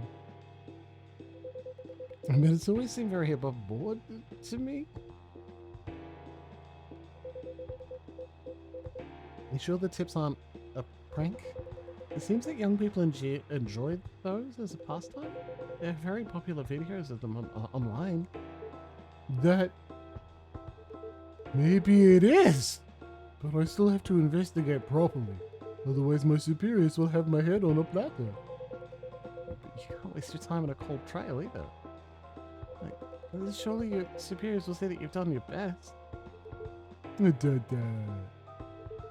You're a bit obsessed with the alien situation. Obsessed? Is it really that big an issue? Well, having such unusual elements around disturbs the public peace. Your average show has no clue what to make them, you know. It makes people feel unsettled. That's why I turn up with a gun and mirrored shades and don't listen to people and then invade their space. Although the visible aliens aren't too bad from where I'm standing. At least we can identify and extract them. Aliens who try to pass for Earthlings are a bigger problem. Thank you, buddy. Why so? For one, it just models things, no matter how much they try to look like Earthlings. They were born aliens and aliens they will remain. No. And now they're aliens who don't look like aliens. What does that mean, you know? And where does it stop? What if some Earthlings decided to wanted to look like aliens? That would be a huge mess. Alright, True Scum, fuck off. Jesus Christ.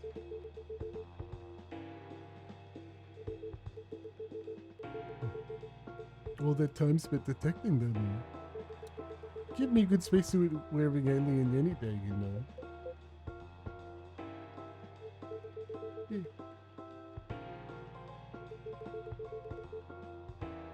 We are always fire. I see, so how do you go about detecting them exactly? Oh, that one's easy. Once I have my suspicions, I check their ID. That makes it all clear, right? Right. I do wonder though, what is it? And I'm sorry if I'm being too curious. I have a habit of putting my foot in my mouth. No, you're good. No harm in asking. You're a kind young man. I like you. You're the perfect human. In that case, what is it that makes aliens so very different? There are all sorts of people living here. They all have different personalities, different looks. And for me, when I walk through the streets of Seattle, and I see that no two people are alike, I'll admit that it makes me very happy.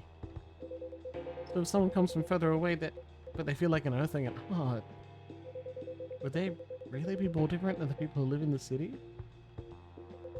Than the people who in the city are different from each other? Or would they just be another version of an earthling? Perhaps no less beautiful? You know what? I no longer believe in borders. At the end of the day, I don't know, nor do I care all that much. I just enforce laws. Just try to get the job done here. I don't need to think about the atrocities I put upon people. You sure have opinions, don't you? You wouldn't have to be friends with aliens yourself, would you? Now surely that is... You do know the harboring illegal aliens is a crime. Ugh.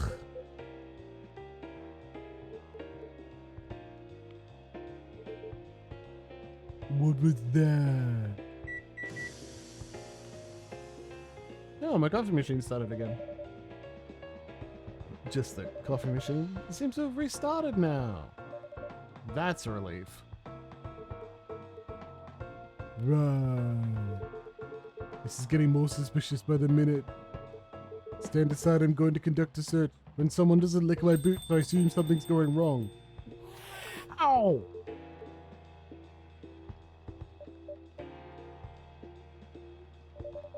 If I'm not mistaken, this is a local cat. It's come over once before. Looks like it might be hiding out from another stray. It's very cute. It's also irrelevant to the current drat. I have an emergency elsewhere. But if either of you think you're off the hook, you're sorely mistaken. You'll be hearing from me soon. It's my God-given right to be a pest. Meow.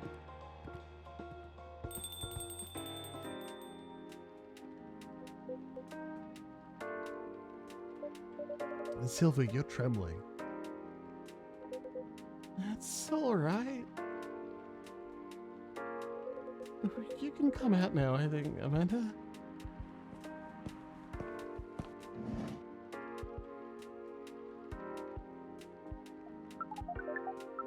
Well, we found this experience 100% distasteful.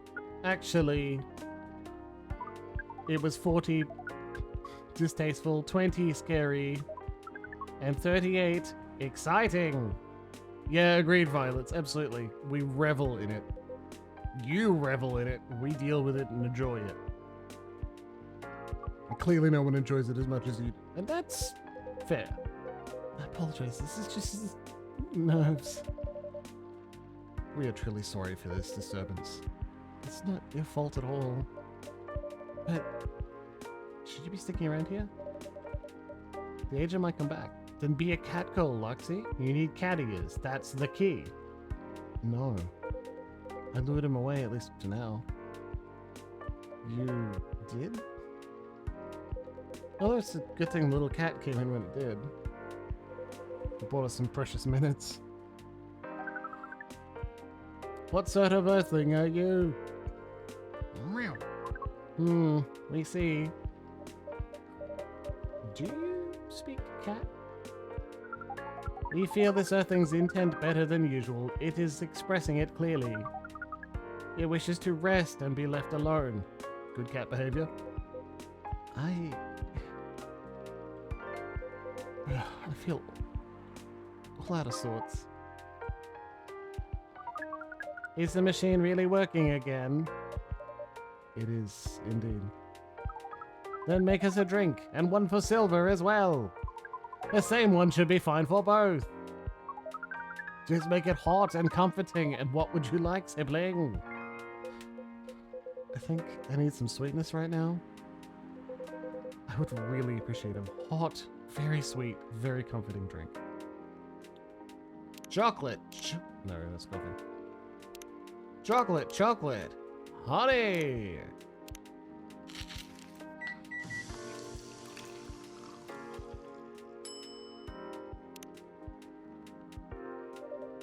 Here you go. Sweet drinks for the two of you.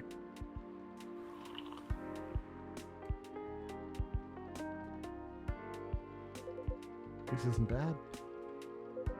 Although it could probably have been a little sweeter. It's 2 reds of chocolate. Okay.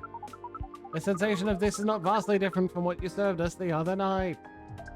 But it sounds like it will be fine. I'm impressed though, Silver. You've become quite savvy at navigating these situations. Even if I'm sure you'd rather avoid them altogether. Yeah, I would definitely prefer to avoid them. But I need to get used to them anyway. It does sound like he got suspicious today. That's far from the worst of it. What do you mean? Jimbles, you know the cafe I said I'm opening? Yeah? Well, it's not exactly like this cafe. In fact, it's not exactly a cafe at all. For the past few months, it's been the basis of operations for SAVE. SAVE, Society for Aliens and Various Extraterrestrials. Wow. I know, it sounds very reckless. No, it sounds rather admirable. Fuck yeah. I think I underestimated you. I don't know. But you see why I've had to become savvy, as you said. I have a lot of people depending on me now. Those are just arriving to Earth and are confused and scared. Those who have adopted Earthling appearances and are trying to blend in. Those who are learning how to understand life here. And how to understand themselves. For all of them, it's an existential matter. Not everyone is meant to be a hive mind. I know I wasn't. No offense, Amanda. We are not offended. We have always known you are different from us. It is all the same to us. You are our sibling, whether you live as the hive or as an earthling.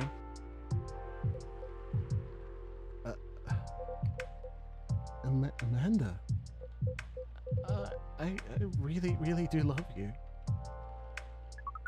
What is love? That is not a conversation I think I can have right now. I'll explain it to you tomorrow. Okay? After we both have a rest. We will remind you of it. I know you will. No more. I think I'm getting a little tired now. Is it alright if we go back?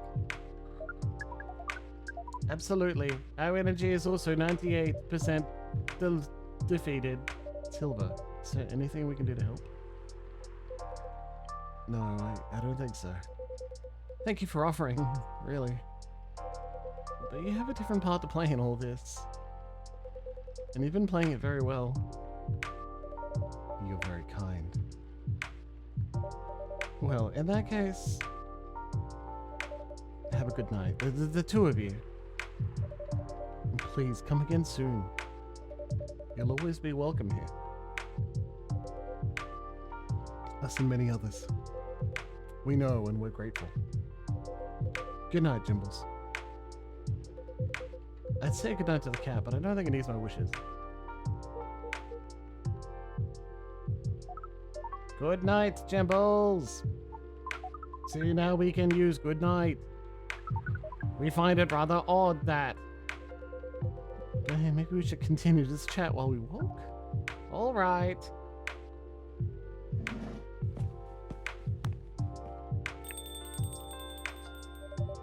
What a night. This has been a great deal more animated than we bargained for. And I suppose we have a new four-legged friend now. I wonder what you're doing here, little one. Don't you have a home? Sorry, I didn't mean to wake you up.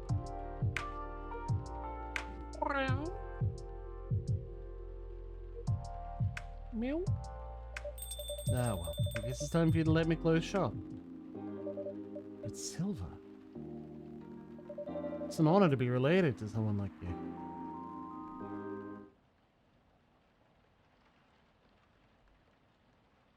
Ooh. Poor Marvel. He wants more treats. Such a tough life for such a little dog. Tuesday, September 26th, 2023.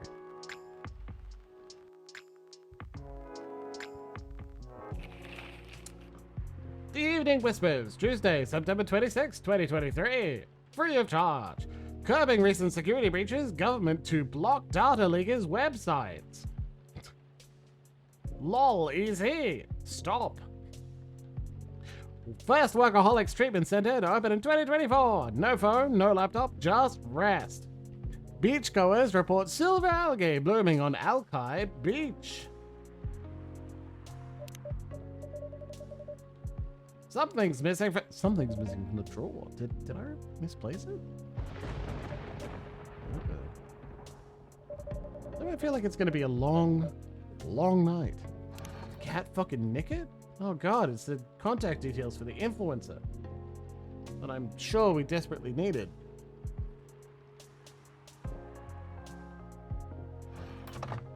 Or not.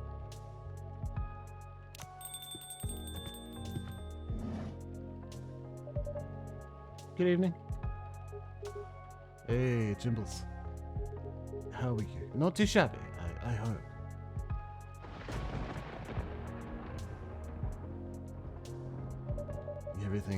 Everything is just fine. You sure? Positive. How about you, sir? How's work? My shift is over, so I'm free now. Nice. That reminds me, Mr. Hyde was here just the other day. Ah, that's right. Did he tell you the reason for his visit? Yeah, he's moving back here, right? Or at least that's the plan. Yeah, what a nice surprise. He told me he's got a few things to discuss on that. Well, it's part of why I'm here tonight. Aside from getting myself a hot drink, that is. On that note, I'm so ready to take your order. Much obliged. So Henry told me about this Indonesian ginger drink. It has milk, honey, and a couple of other stuff in it. I think it's called STMJ. I'll have a cup of that.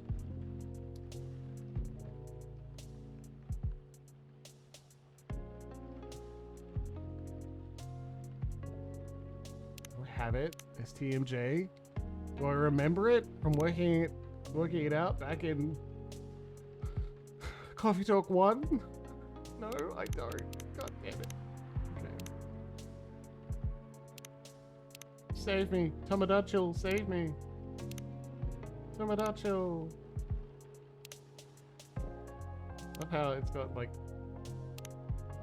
There's an update. Fucking nothing. Guess I'm not a close enough friend to Silver.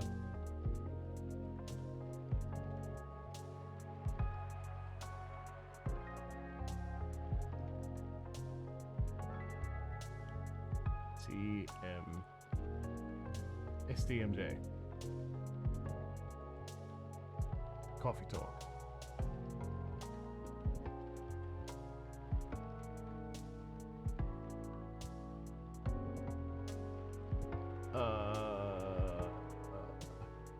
Milk, ginger, honey. I know, I googled, I probably should know. Milk, ginger, honey.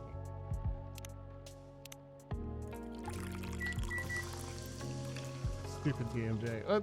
Thankfully, I don't have one of those. Like, I've certainly heard that it is absolutely infuriating. I'm glad I don't. Makes oral sex harder. One nutritious drink from the archipelago coming up. Thanks a lot. So what's in it again? It's a hot blend of egg, milk, ginger, and honey. The drink's name itself is the ingredients. Susu tele maru yahe. Milk, egg, honey, and ginger. No wonder it reminds me of eggnog. Albeit spicier and not as rich. But I can see why Henry likes it. Yeah, it makes it harder if you're not a coward. I also recommend not pushing through and injuring yourself. It doesn't go away. I still stand by my decision. It's a great stamina drink. I still stand by my decision. He probably needs it to keep up with Rachel's work. I still... You're probably right. As long as he remembers to take breaks. Maybe I should invite him for a drink here sometime. What do you think? That would be lovely. Then consider it done. You know what? I don't think Hyde will show up tonight. Oh, why is that? When I called him earlier to confirm, he sounded a little... annoyed. And it's not exactly great outside either. I thought he liked this kind of weather. Him, yeah. His car, not so much. That thing wouldn't survive this kind of storm. Now that you mention it, you may be right. You used to drive him in that car back in the day. Did he ever tell you how old it is? Yeah, it gave me the whole backstory of it. Oh. I guess I'm just surprised he still uses it at all. The car clearly holds a special meaning to him. He was also quite sentimental about it. It makes me wonder if it has anything to do with him moving back here. What do you mean? He lived here before, right? Yeah? And he kept bringing up the past, too. Are you saying his move is motivated by nostalgia? I was gonna say homesickness. But I realize that makes no sense. I get what you're trying to say, though. It's a strange longing for times gone by. Considering how fast things are changing these days. Maybe even too fast. Which is ironic, really. What is? Live long enough, you'll realize the only constant in life is change itself. Things like shifting necessities, curveballs the world throws at you, decay. Just stuff we have to deal with indefinitely. Considering our lifespans, you think we'd get used to it at some point. But we never do. Never completely, anyway. I suppose the idea of getting used to change is a paradox in and of itself. That sounds about right. Perhaps nostalgia is like an anchor for dinosaurs like us. Keeps us from losing ourselves to the world's relentless speed. You get used to these after a while, huh? Pretty much. Ring-a-ding-ding! Hey. Oh, hey there. Oh, fuck you. God damn it. We meet again. Yeah, hello. Why am I swearing? Because the goddamn influencer's contact details are just gone from the drawer out of nowhere when I'm probably going to be able to give Riona something. That sucks. Come on, I wanted to make up for it, the fact that I didn't give it to her last time. God damn it, game. That's such an inelegant way of, like, not having thought through what you should do if... Okay, never mind. Forget once and try to give it to him next time. Alright. Yeah, hello. Excuse me for a moment. Got it. Welcome, Miss Riona. Good evening. I'm meeting up with someone. Oh, okay then. How's the car, by the way? My car. Oh, you mean the tire? There's really no need for concern. It was an easy fix. But thank you for asking. My pleasure. May I order a cup of Russian tea?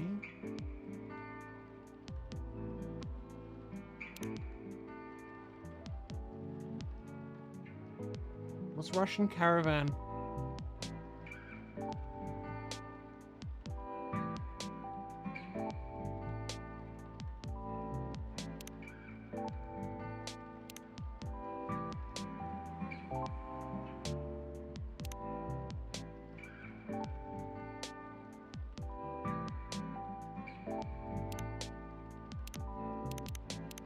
TT lemon. Thank you, comrade.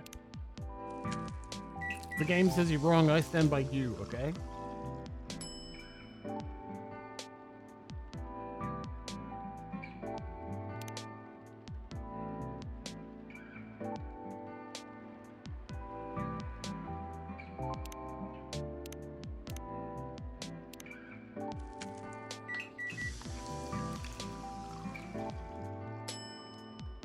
God damn it.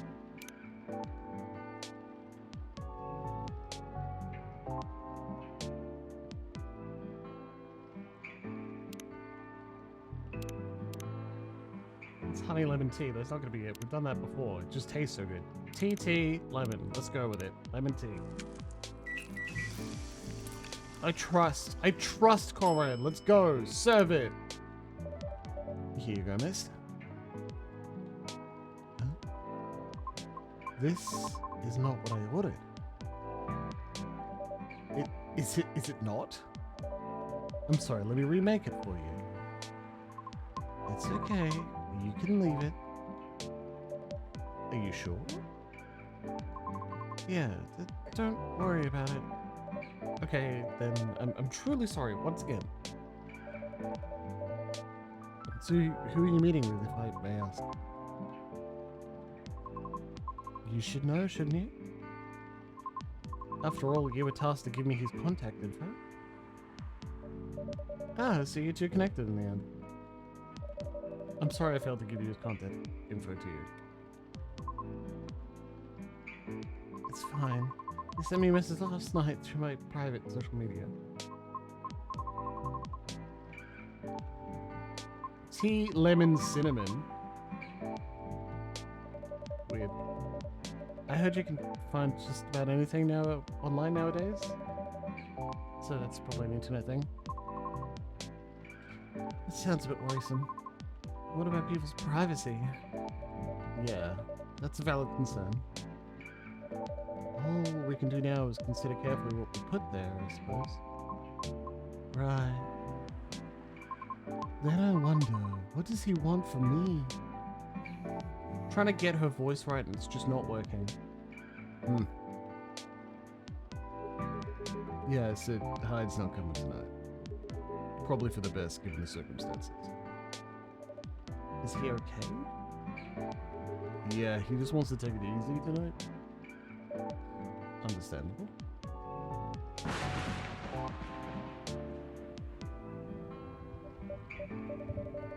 My apologies for these searches. I was hoping it would become more stable as the days go by, but No need to apologize for some of that in your control. that's right. You tried everything you could. I know. Thank you for your understanding. How you doing, miss? Hey there. Didn't you manage to resolve your issues with children? Sorry. I mean, the hospital admission problem from the other day. Oh, that. For a minute there, I thought I had a beef with kids I was unaware of. Sorry for the misunderstanding. No worries, that was funny. It's only been a few days, so not much has changed. How about you? Feeling better? Yes, well, I apologize for the way I acted a few days ago. We all have our bad days, so don't worry about it. Thank you. While we're on the topic, I told Officer Georgie what happened to your car. Would you mind pointing out where you believe the incident took place? Sure. It's quite near the police station, actually. At a metered spot just outside the now defunct library. Oh, okay. So they've got a police station, but the library is defunct, huh? Oh, great. That sounds fair. Yes, that's correct. I see. So it was originally a library. You know the area? I know the property, yeah. It's been abandoned for a long time now. But it's a heritage building, so I often wonder why nothing's being done with it. Since it's located in a very populated, culture-centric neighborhood, That's true. There's even an art college nearby. Right. Then again, I've always found the street a bit odd. Odd? How? It's just barren. Especially if you consider the area. And the weird thing is, I feel like it wasn't always that way. Feel? Don't you mean remember? Nope. Exactly what I said. It's a feeling, not a clear memory. Strange, isn't it? That is odd. Well, there used to be a flea market there a long, long time ago. Perhaps that is what you were recalling? A flea market, huh? The last time I drove there, I remember seeing nothing but concrete. Oh, wait. There was a single dead tree surrounded by strange trinkets. A dead tree, huh? No idea why I almost forgot it. But it stuck out like a sore thumb. About 8 feet tall, no leaves. It's been there forever, too, as far as I know. That hawthorn tree was something of a landmark for us drivers. And the trinkets you spoke of are actually remembrances of sorts. Remembrances? Hold on, I'm just gonna recap a bit here, okay? Sure. Your car was vandalized near a metered parking spot in front of an abandoned library. On a seemingly deserted street within a busy area. That has a large dead tree surrounded by remembrances for some reason. Sounds about right. Except the tree is no longer there. Oh. Are you serious, Pops? Why wouldn't I be? That is crazy.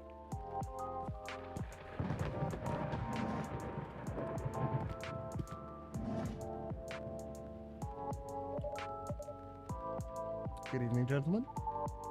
Hey, everyone.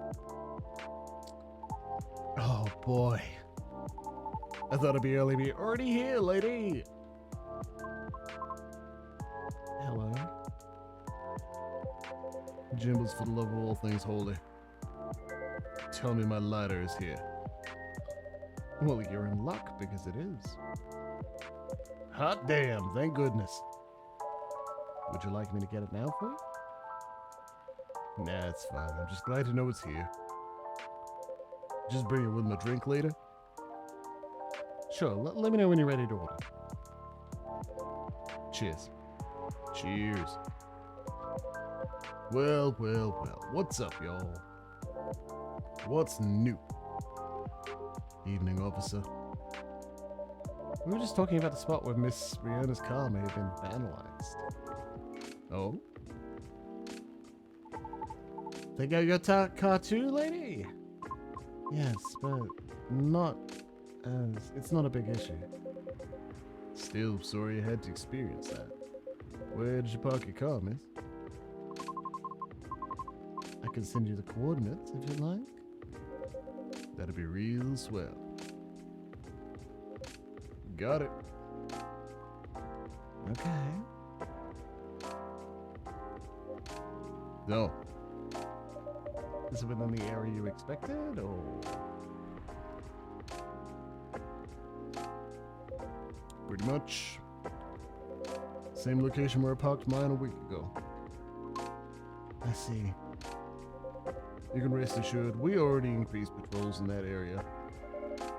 That's great. But I am the only one doing it at the moment. That sucks. What was that? Am I hearing you? Out of all people, doubting my skill, Jimbles? Yes? No, of course not. Just thought it means an unfortunate increase in your workload. Yeah, well, them's the breaks, I suppose. Anyway, give me your strongest espresso, Jimbles. And don't forget my lighter. Well, I can do that. Easy. Coffee, coffee, coffee.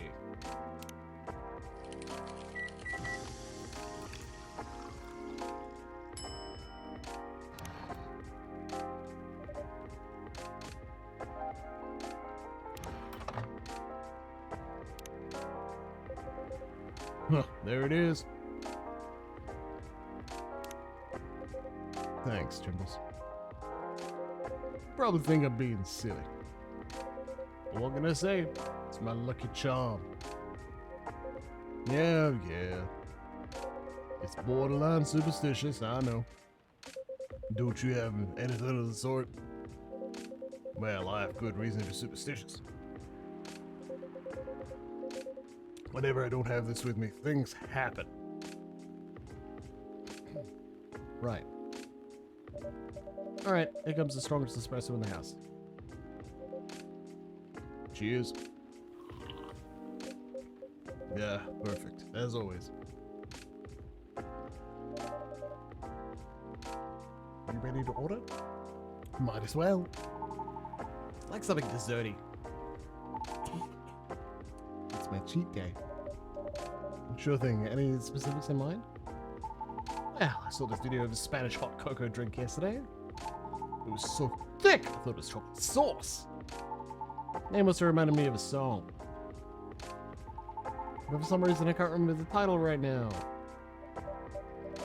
You know, that sounds oddly familiar. for real? Then I'll have the thick cocoa. It's got milk and a little hot, spicy kick to it.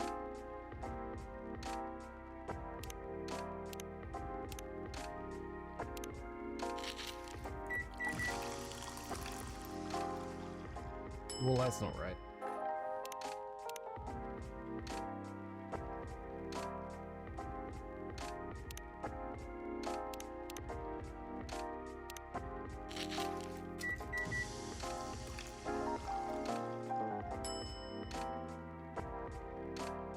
Yeah, maybe.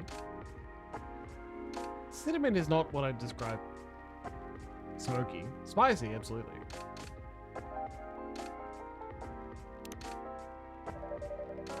Spicy in the sense that it's got spices, sure. This is a game translated from Indonesian.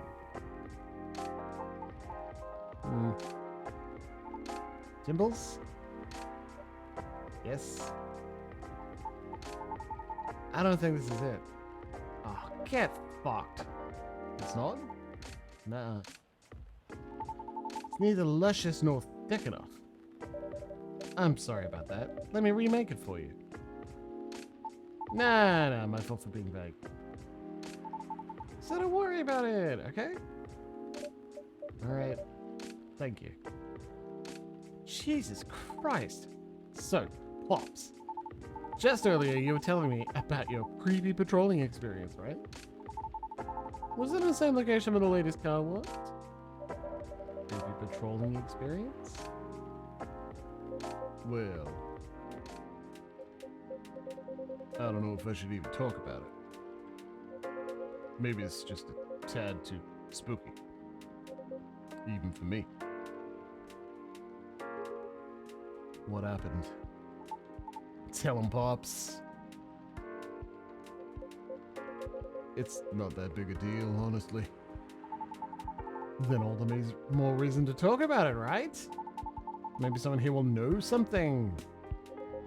You got a point there.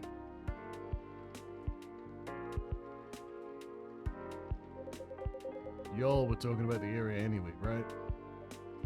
Yeah. Well, I've been patrolling there the past few nights. Street itself is fairly straightforward. About a half-mile round trip from the intersection and back. There's nothing much there either. Yeah, Spanish Sahara. Yeah, look, that sounds nice, to be honest.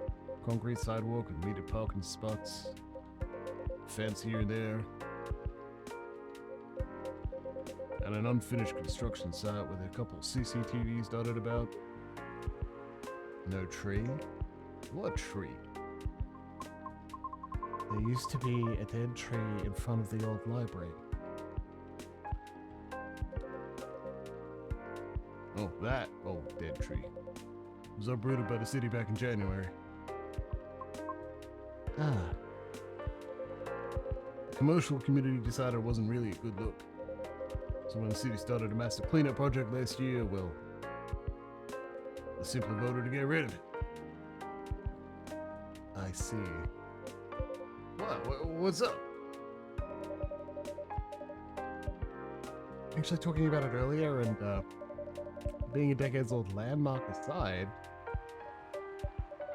could there be something more to the tree than just, well, being old? You think so? That's what I think after listening to Miss Rihanna.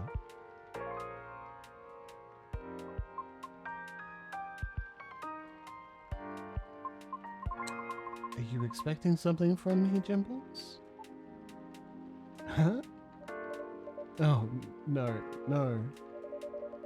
I'm sorry if I crossed the line.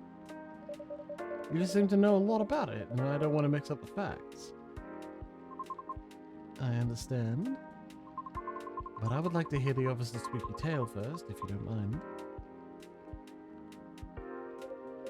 Gladly, miss. Almost forgot about me there, huh? So anyway, patrolling on that street is an easy task.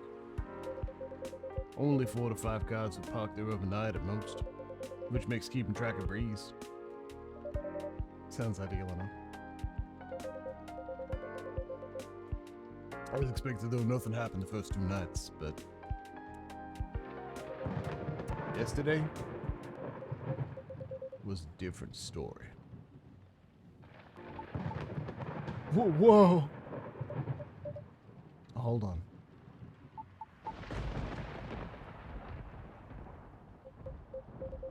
What a stage setup, huh? Yeah.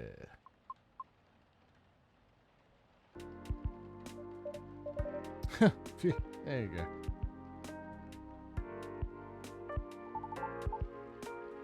Thank goodness. Sorry about that. Please, continue. Alrighty. Well, it was nearing the end of my shift and I found nothing was amiss. There were only 4 cars parked there that night. 2 spaced across the street and 2 in the opposite corners, side by side. My plan was to leave after I walked one last round to make sure everything was okay. And a reminder, you can cover the whole place in only 8 minutes. Okay. And at the end of my walk, I took a drag of my cigarette. Smug as I was about to clock out, thinking it was another night job well done, right? Wrong. Because I was immediately faced with the impossible. 3 cars, 2 side by side, 1 across the street. All tires flattened. That's 12 vandalized tires for you, in the span of less than 10 minutes. That is so strange. It would take several minutes to flatten just 1 tire. And that's if you're using the right tools. Right? But that wasn't all. Oh no, it wasn't. Because that was the moment when the streetlights went out suddenly and all at once. What? Right after that, I heard flurries of footsteps and laughter. They were going farther and farther away from the scene, and yet I saw nothing at all. Oh. Are you sure? Did the CCTV catch anything? The infrared actually managed to catch something. But the videos weren't clear at all, so I'm still investigating it. Jeez Louise, Pops. That's way spookier than what you told me in the car. But it's cool. I may be laughing now, but I almost pissed my pants there, you see. Well, whoever they were, they sure worked fast, right? Anyway, Jimbles, I think I want another drink. But all that talk is making my throat dry and coffee just ain't cutting it. Roger that. What would you like? What do you suggest? Russian tea? I had some tea with ginger and honey. Sounds good. Can you use the red flower stuff you have as a base? You mean hibiscus? Yeah, definitely. Okay, like red flower tea with ginger and a touch of honey.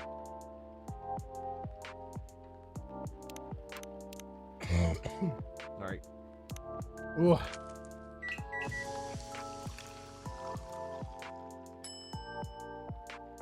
Did you think I forgot? I nearly forgot, but I didn't. Oh, wait, I've already given it to him. Fuck, I did forget.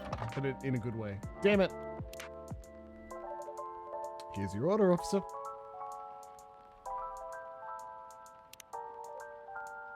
Hmm?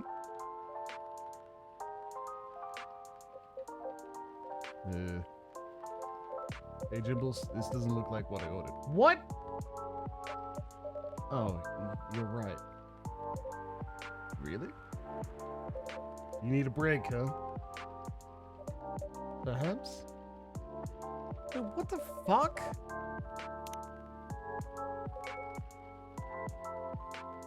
Ginger and honey. What the shit did I give him then? Okay, but I'm deeply sorry for once again.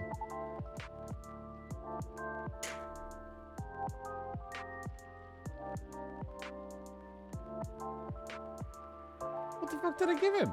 Hibiscus, ginger, honey.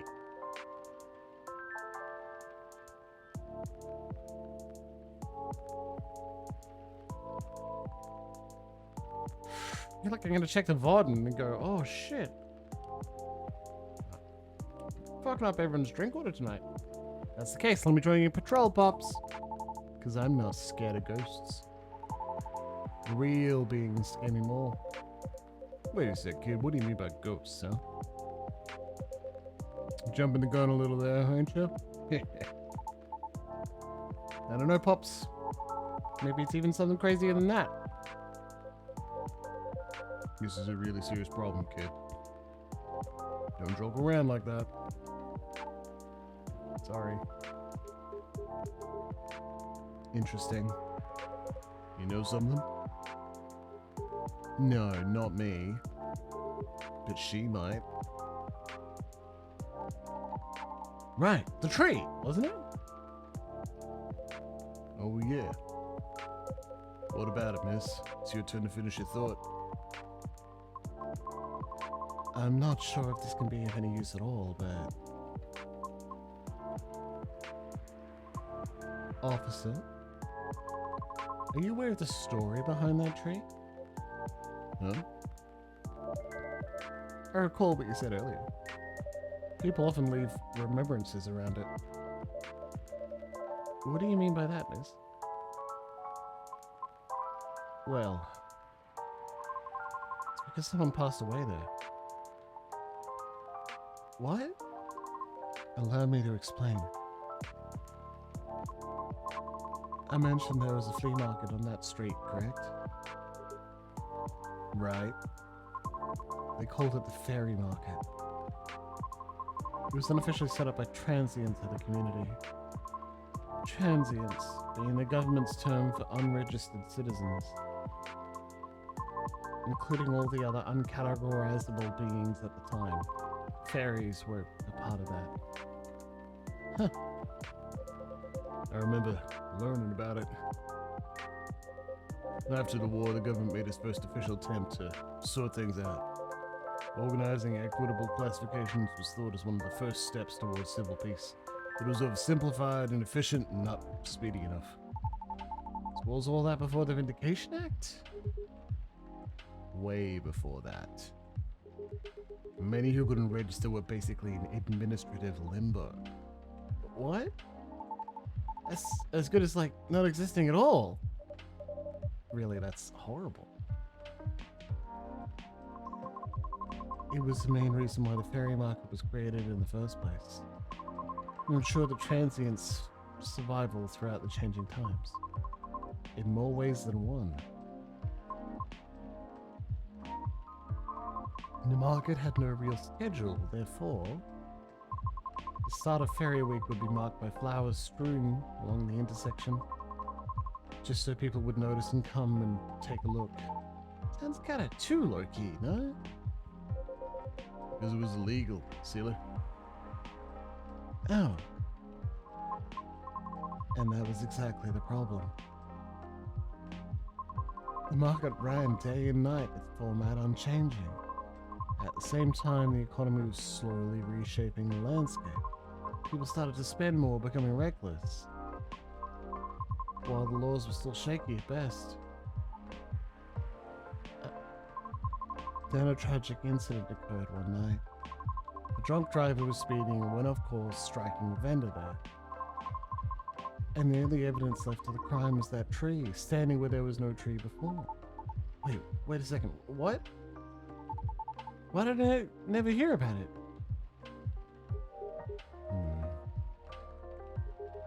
How long ago was this? The accident occurred in 1959. The market itself was forcefully disbanded in 1961. Happened before I was born, huh? Yeah, I remember everything now. It was actually quite an infamous case, wasn't it? But due to the nature of the beings involved, most people couldn't help but, well, forget. Huh? We're talking about the late 50s to early 60s here. Post-war media was still quite scarce. And I remember the drunk driver was also the son of a very wealthy individual. Oh.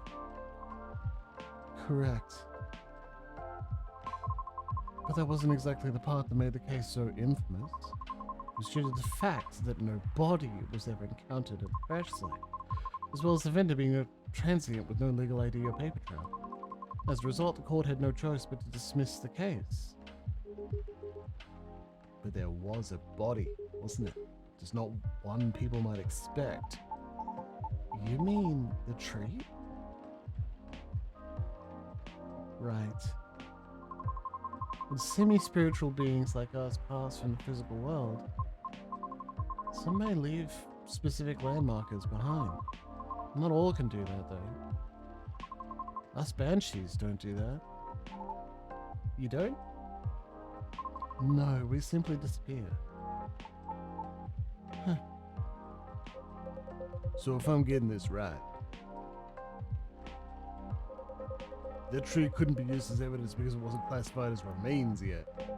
The witnesses were in the same boat, no paper trail. So the driver's lawyer took advantage of those loopholes. And that's messed up. Beyond messed up, Pops? Whoa. I'm boiling. I'll take a further look into this more, miss. But I have a question for you. Yeah? Yes? You think the vandalism has anything to do with the tree removal?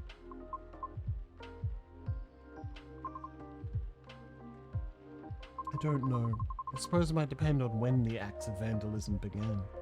Yeah, that makes sense.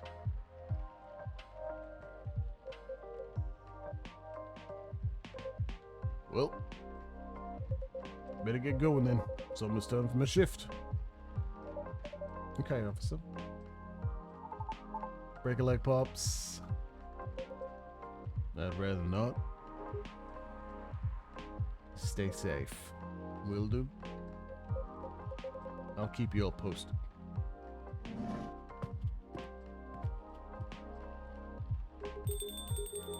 Bet it goes well. Got an early shift tomorrow.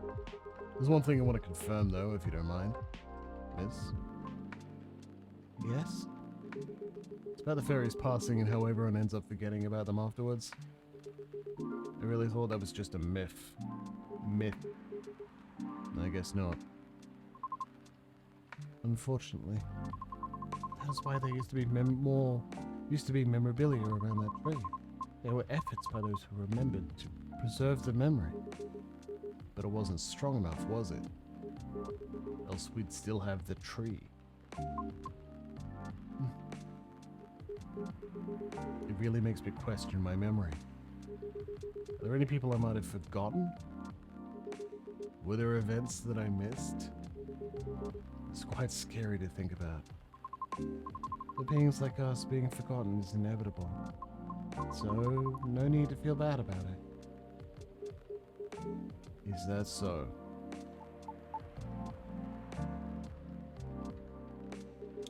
Oh, I didn't catch your name, by the way. I'm Gala. No, I'm Lucas. Nice to meet you, sir. Well then, nice meeting you.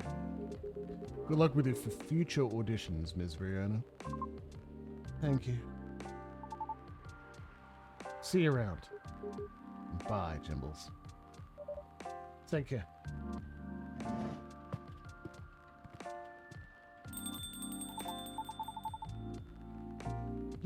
You okay? It's getting really late. Still want to talk, but if you're tired, let me know.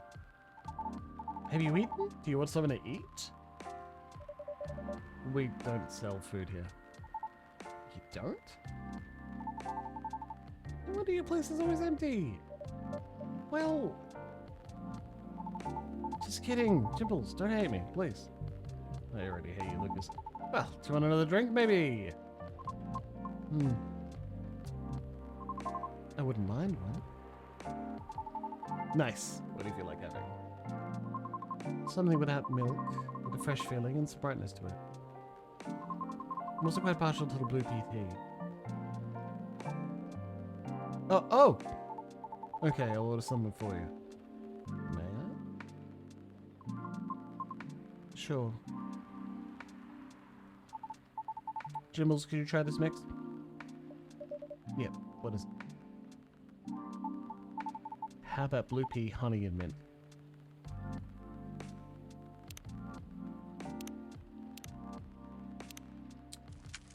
Don't mess it up. Well, it's giving me specific instructions. Flower bed. Oh, it's pretty. Do you like this? I like this. It's good. Here you go, miss. Oh, it's pretty. Yeah, actually.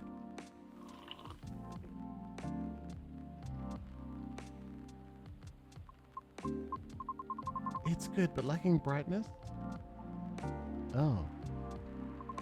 Some lemon would be nice. But it's alright. Thank you for ordering it for me. Okay. Thanks for making it look pretty, Jimbles. I try. But man, that whole case earlier though. It was a lot to take in. Also about the whole forgetting thing. That really gave me chills. Why? Ugh. Don't you feel scared? Of just disappearing in the end? 'Cause I do. That's why I thought I finally understood you too. I mean, the reason why you want to become soprano your way. The traditional way. Oh. Care to compare notes? Because I've yet to be entirely certain about that myself. Oh. Now that's what you call huge pressure. Before that though, can I ask a little teeny tiny question? Go ahead. What inspired you to go down this path? I mean, may I have an idea on why you're choosing the hard way, but why soprano in the first place? Because it's been done before. Pardon? Because there was already a banshee who did it before. So I know it's not impossible. Whoa, for real? Her part was that of a sorbet aria, and she was not very well known. What is a sorbet aria? I mean, she was a secondary character. Back in early 19th century opera, sorbet arias would be sung toward the end of the second act, usually before the evening ended. Hawkers would use the time to offer their wares for the last time to the patrons, often desserts. Hence, sorbet aria. Oh, I see.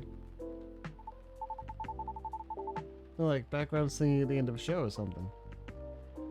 Yeah. Yes. Things are different nowadays because people are expected to listen to the end. The first time I heard her voice was on an old recording of a comedy opera. I was still very young back then. She was playing a confused maid role at the very end of an opera. Wondering why and how people could act so crazy when in love. But despite her confusion, She thought she wasn't so old that she couldn't find out the reason herself. It's a funny epilogue to the opera. But hearing a banshee sing such a playful and light-hearted piece was truly an eye-opener for me. I know it's 10 o'clock. We'll be finishing very soon. Oh man, bet it was. Sadly, I couldn't find any of her other works. But it always stuck with me nonetheless. So I left my commune and started trying on my own. It's really cool and brave of you to do so. I agree. I have never talked about this before. It's a bit embarrassing. Nah, don't be embarrassed. I think it's super cool. You're just feeling inspired to push yourself beyond what's expected of you. And wishing to leave a mark on this world.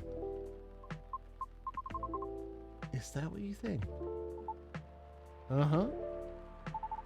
You're just trying to follow a path that has been traveled before. And that's not always a bad thing, especially for beings like us. You're just being careful, yet courageous. Right, because the path you're choosing to walk on is still difficult. Regarding leaving your mark, I don't know. I just feel maybe you're the same as me. Like, what's the point of being born if nobody's gonna remember us? Right, Jimbles? No comment. Ah. Why do you want to be remembered so much? Why wouldn't you? Us banshees see the end differently to most. So, care to enlighten me? I can't speak for anyone else, but in my case, I was a kid who grew up in a large family, you see. Like, humongously large. Literally couldn't count all my siblings even if I wanted. Because they're everywhere, thanks to my dad. Satyr. Oh. We weren't wealthy though, not even close. The money situation was always suffocating us for real. But sometimes Dad would drop by to give us some money. Though it wasn't even enough to cover utilities for more than a couple of months. Then he'd just leave again a couple of days later. Are you the eldest? But my older bros had already moved out by the time I hit high school. I was so surprised when my dad gave me the house after he died. Oh. Which is where my mum and siblings live now. I'm sorry to hear about your father. No, it's fine. Anyway, so my older brothers came back, right? He wanted me to sell the house, divide the earnings. Wanting a slice of the inheritance pie, huh? You didn't do that, right? Heck no. That's why I left for LA. If they really want me to sell the house, they'd have to chase after me. Good call. Thankfully, my younger siblings and I are pretty tight. We're a good team. That's a relief. But that was also why I needed money fast. I needed to send money to help with my family's build. And of course, so I could stay alive as well. That was why I ended up having to join the production house. The production house? Yeah, it was like a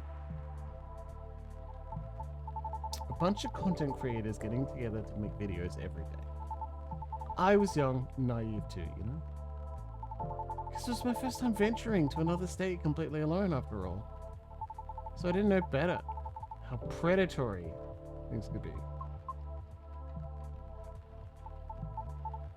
Man, this isn't even going to be an entertaining story. If you're uncomfortable, you don't have to talk about it. No, it's not that. I just really didn't like their production now. But I needed the money. Someone there saw my vlogs and invited me in. And as one of the youngest there, I tried to get along with everyone.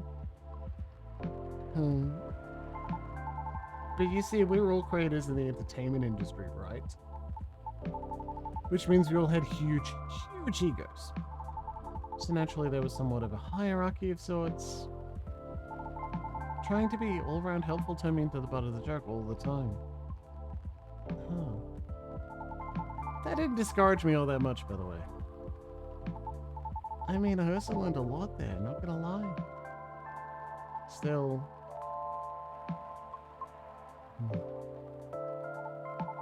Well, long story short, being tokenized sucked. The end. No disagreement there. Sorry, I swear that wasn't what I wanted to talk to you about. It's fine. I actually learned a lot this evening.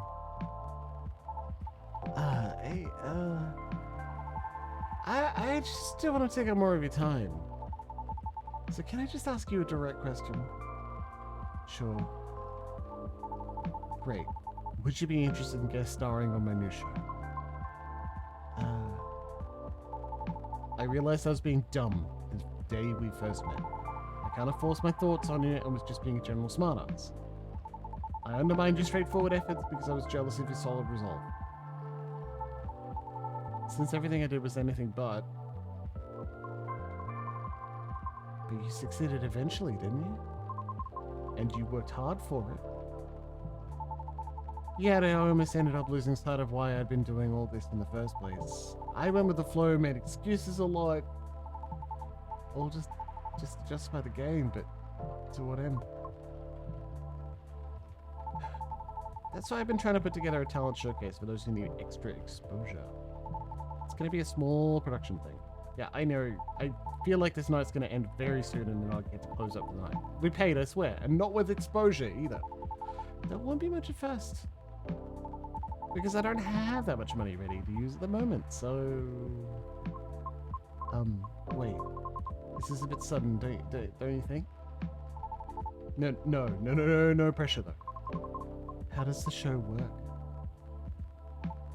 Well, I'm not 100% sure the shape of it yet. But ideally it will have like an interview at first, then I'll record your singing, winding up, and I'll bring all the gear. I will also be doing all the editing and stuff. It's going to take a bit of time since I still have my main show to do. But I did start my vlogging journey on my own too. So I can bet you the result will still be quality. Your show will tank if I'm the first guest. You realize that, right? If it does, then it doesn't deserve to exist. I don't care about haters, but you do. That's why I won't push you.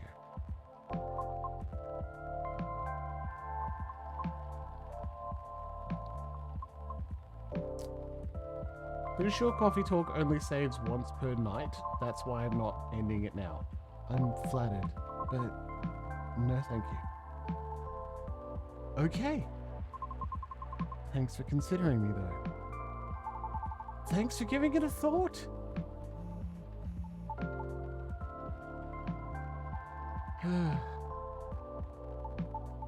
Looks like I have to go. Okay. It's nothing to do with what you said, okay? Just bad timing. Yes, I get it. Cool. I hope we can meet again like this. If you want to, maybe I'll take it. Thanks for your time too, Jimbles. Sorry if I bored you. No, truly, it was my pleasure. Cool. Okay, I really have to go. I'll see you around. Safe trip. Alrighty, see you, Jimbles. Come again soon.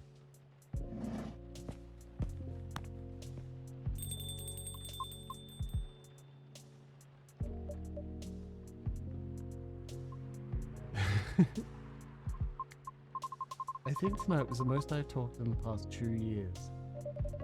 And I'm quite glad to hear that. Thank you, Jimbles. For what? For being such a good host. I know I'm not the easiest being to get along with. It's always a pleasure to have you and everyone around. Then I'll be taking my leave. I feel like I have a lot to rethink But I'll see you again soon. And we'll be waiting, always. Safe trip, Miss Rihanna. And have a good night.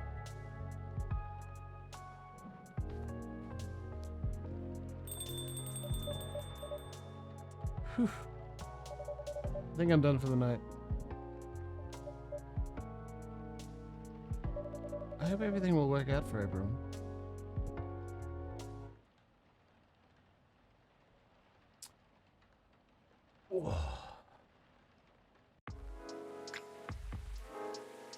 Yes. We get to watch this again. Next fortnight. Because much like Jimbles in game is winding up, Jimbles in real life is winding up, and this stream is coming to a very happy end. Save game, main menu, turn to main menu, done. Oh, friendos, God, that was enjoyable. Thank you very much for playing through a little bit more of Coffee Talk 2, Hibiscus and Butterfly with me. What a lovely, nice chill session to hang out together and just enjoy a bit of voice acting and watch the story unfold as I fuck up people's drinks. Good God. Funny, though. Anyway, friendos, it is highly enjoyable. We had 12 minutes past the usual bedtime for us, and I need to go continue being a parent. So, I wish you all a very lovely evening. I hope you join me again on Monday for Shadowrun Dragonfall. We'll see if the game's balked itself. I sure hope it hasn't. If it has, I'm playing someone else. And I hope you tell the people you love that you love them very much. Good night, everyone.